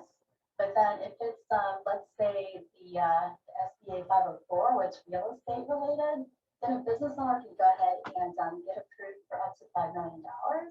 So it varies based on, where that business owner is in terms of credit, in terms of revenues, and also collateral. So there's many different factors that play into that. For real estate, do you mean buying a new or building a new location? Yes. And one thing about that is if you want to go ahead and get an SBA back loan, and in terms of real estate, you want to make sure that your business actually occupies at least 51% of the square footage. But you mentioned Axiom, and what other organizations does SCORE collaborate? So first and foremost, we're a resource partner of the SBA, the Small Business Administration, since 1964. In fact, our office in downtown, the SBA actually lets us stay there rent-free. So, and we also do a lot of different programming together. So, whether it be, offering cybersecurity classes, we do that as well. And there's also organizations like the Better Business Bureau, where they would go and create programming with us or be our workshop presenters. There's definitely the Chicago BACP, which is the Business Affairs and Consumer Protection. So when we do boot camps or if we need to commission our staff at any point, they're always there to support us. And we also partner with a lot of libraries as well and chambers of commerce. Yes. At libraries, do you hold your workshops at the libraries? Sometimes. Yeah. How do you partner with libraries? So libraries, we have either workshops and or mentoring locations as well. So they'll open up space for us so that if, let's say, a business owner that lives in Moraine Valley or someplace that's far away from the downtown area, needs mentoring, then the library will offer a space on certain days. And they'll let the mentors from SCORE go ahead and meet up with the business owners there to offer free business mentoring. What about the BACP? How do you collaborate with the BACP? Sure. In addition to doing programs together, for example, when we did our boot camp, Commissioner Rosa Carreño served as our keynote speaker. But we're also at City Hall every Monday from 9:30 a.m. to 5 p.m. to go ahead and mentor small business owners that are either making an appointment there directly or just walking in. What is a BACP boot camp? So this is actually a SCORE Chicago Business Boot Camp. So what we did is we actually reached out to different partner organizations to help us either promote or speak at that event. And the whole purpose is it was at Malcolm X. And what we want to do is we want to focus more on the underserved areas of Chicago, so meaning South Side and the West Side, and offer business owners some extra workshops to go ahead and take their business to the next level and increase their knowledge, but also meet other business owners and also meet other mentors who are present at that meeting. Yes, absolutely. Absolutely. You got to put yourself out there, right? You never know who you're going to meet. That's so true. What is your role in SCORE Chicago and what inspired you to work with SCORE? So my role at SCORE Chicago is effective tomorrow. I'm the chair of Chicago. Congratulations. Thank you so much. And what inspired me to volunteer for SCORE is I was a SCORE client. So during my transition, I worked with Pfizer for almost 8 years and decided to become an entrepreneur. And when I decided to go ahead and build my business, I came to SCORE to get my mentorship as well. And because I received a lot of value from SCORE, I wouldn't be where I am right now without the mentors that I have in my life. And so it's time to give back. And that's what inspires me. Did you have more than one mentor from SCORE? I did, yes. And how did you learn about SCORE? I learned about SCORE just, going online. I Googled business mentoring and resources, and SCORE popped up, and I said, hey, let's go ahead and try this organization. And when I first went to SCORE, they were all just so helpful to me. And as my business needs changed, my mentors also changed. So for example, the first time I went, I just wanted to figure out what would be the best entity for my business, whether it's an LLC or a corporation. They helped me out. And then as my business needs changed, for example, when I needed marketing mentoring, then they matched me with the appropriate mentor at that time. What about legal resources? Does SCORE Chicago provide at least some legal help too in case the business needs it? So this is the question that you asked earlier about the different partner organizations that we have. So every single Wednesday at City Hall, there's a community law project. So if it's anything legal based at all, we'll go ahead and send those questions to the community law project.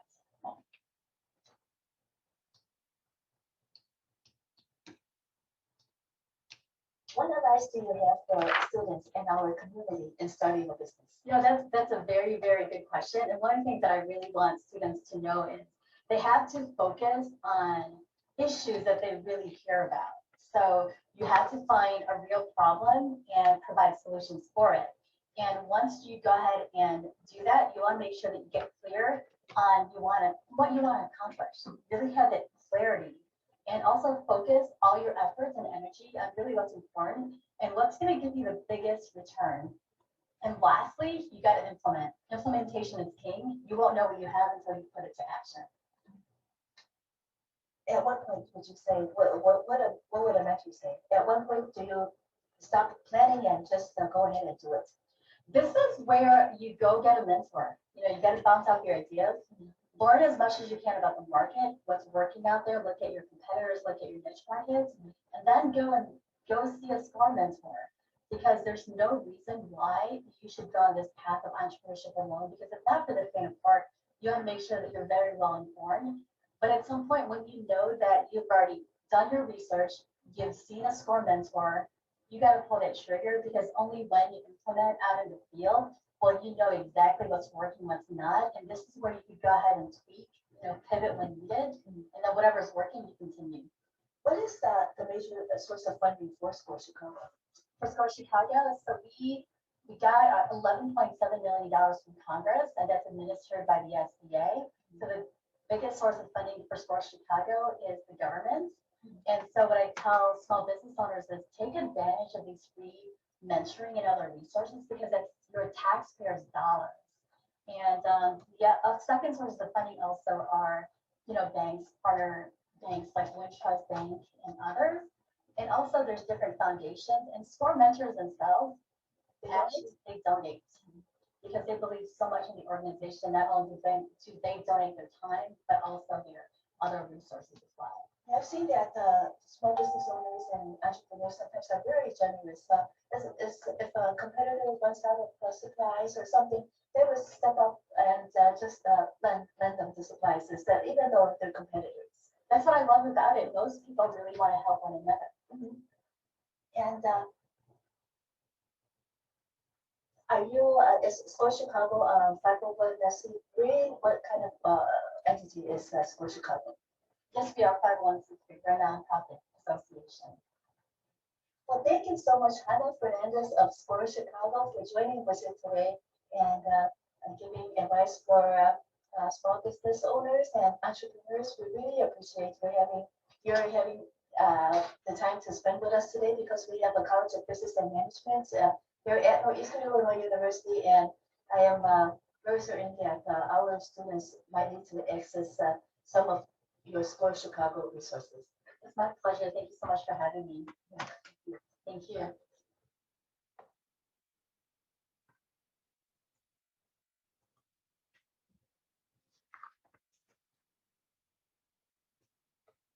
You are listening to WZRD Chicago 88.3 FM. We just finished listening to a rebroadcast of my interview with Hannah Fernandez of SCORE Chicago in 2019.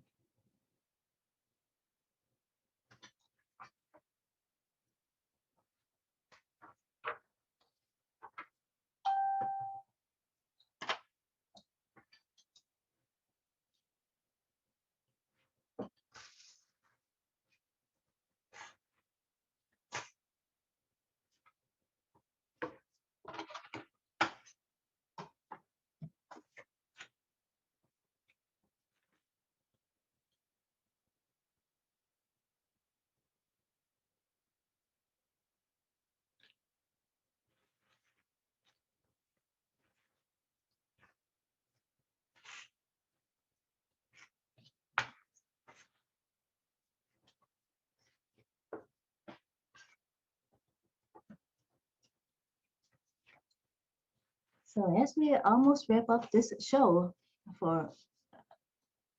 and celebrate Women's History Month for today, let us listen to Blanche Black from her album Out to Sea, and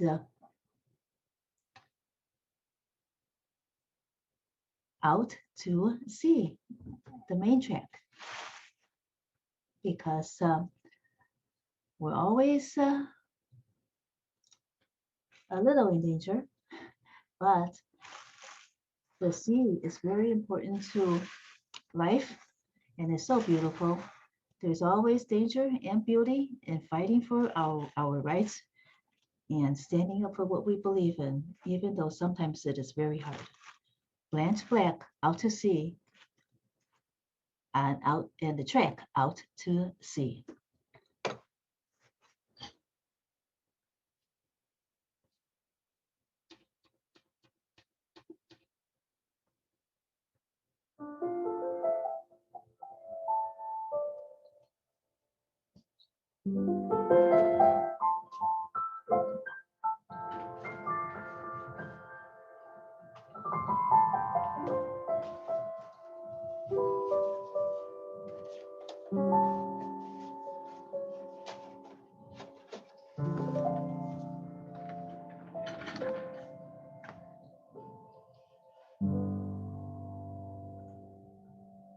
Our boat is out to sea. We missed it, didn't we? My ticket crumbles in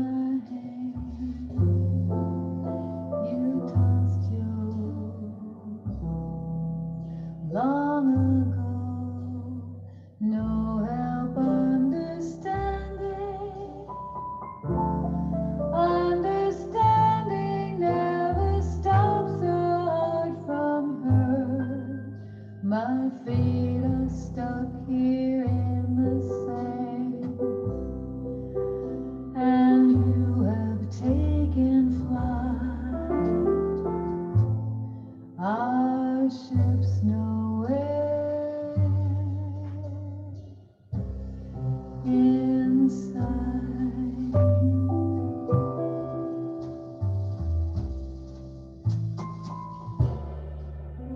Our boat is out to sea. We missed it, didn't we? How many boats you spread your net, and then you sail again. No help in pretending. You're pretending, cannot hide deception now. My mind is glad, my heart is sad, and you keep sailing on and sing your lying song.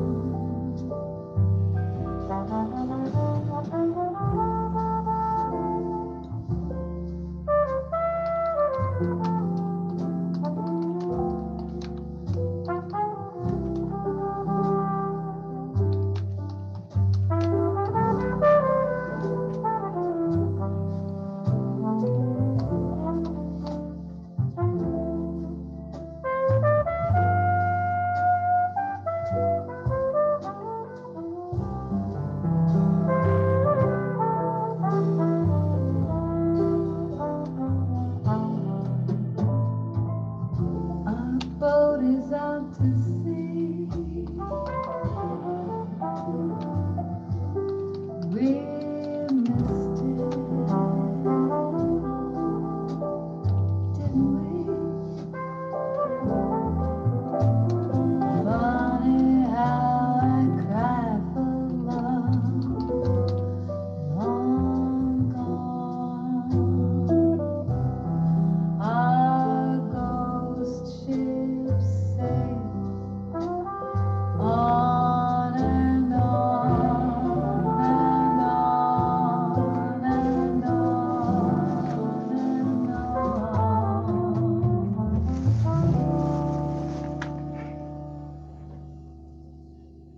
Our boat is out to sea. We missed it, didn't we?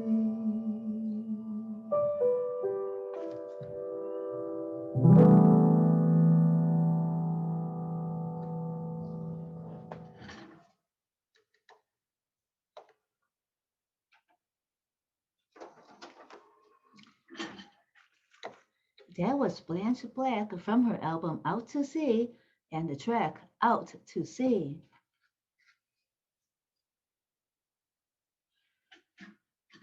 From the timeliness and timefulness of the sea and life, we move on to putting your foot down and probably not dancing. Let's listen to Yamet and the Vinyl Boulevard in her album Ain't Misbehavin' and the track I Won't Dance.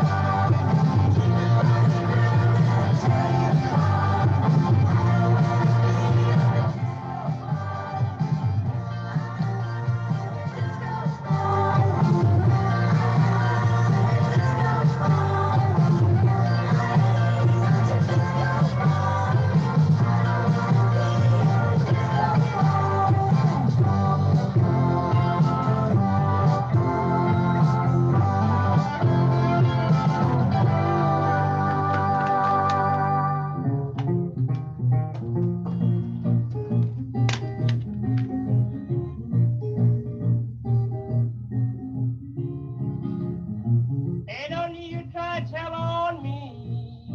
I know something on you. Ain't no need you try to tell on me.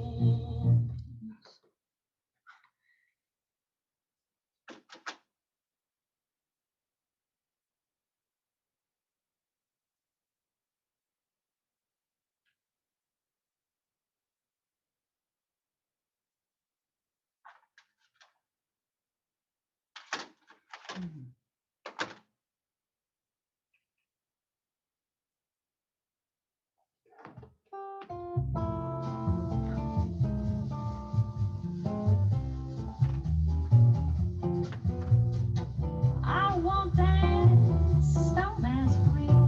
I won't dance, don't ask me. I won't dance, monsieur, with you. My heart won't let my feet do things they should do. You know what? You're handsome. You know what? Too handsome. But for what you do to me, I'm like an ocean wave that's bumped on the shore. I feel so absolutely stumped on the floor.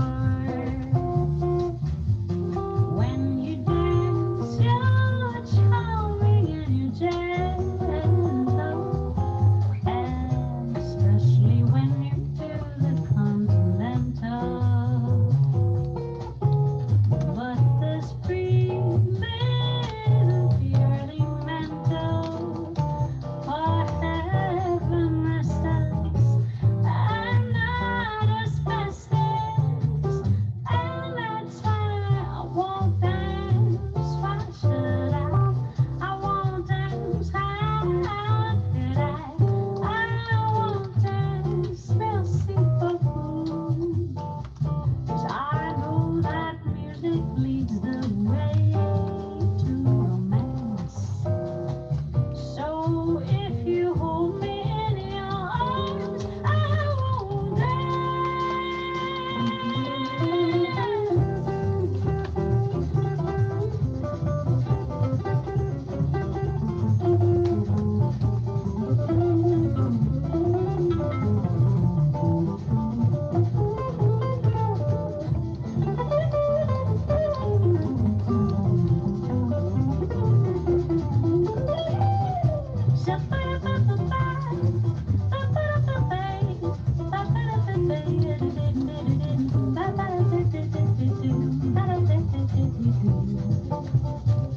I'm like an ocean wave that's bumped on the shore. But I feel so absolutely stumped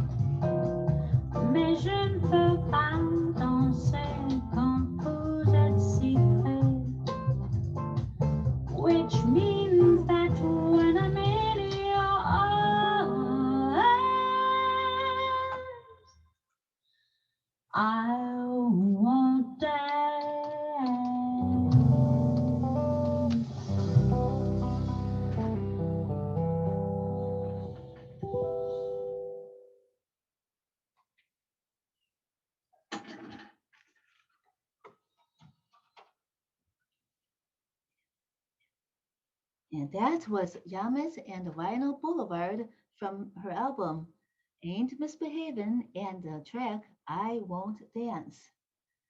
Now for a final track, and let's say a little beginning, let's listen to Trains because there are so many difficult journeys.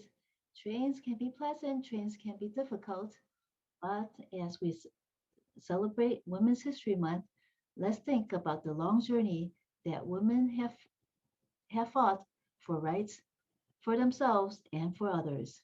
Trains from El Eco with Guillermo Nejetuez and his album Puerto de Buenos Aires 1933.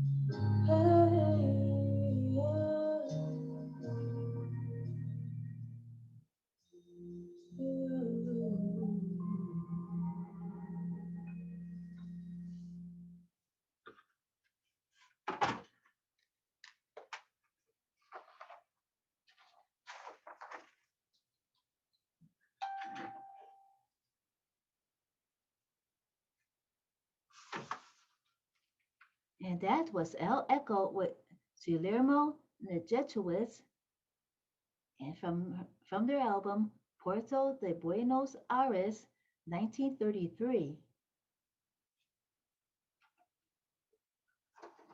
with vocals from Kim Nazarian, and the track Trains. So hope that you enjoyed the show. Continue celebrating Women's History Month, but don't forget women after March.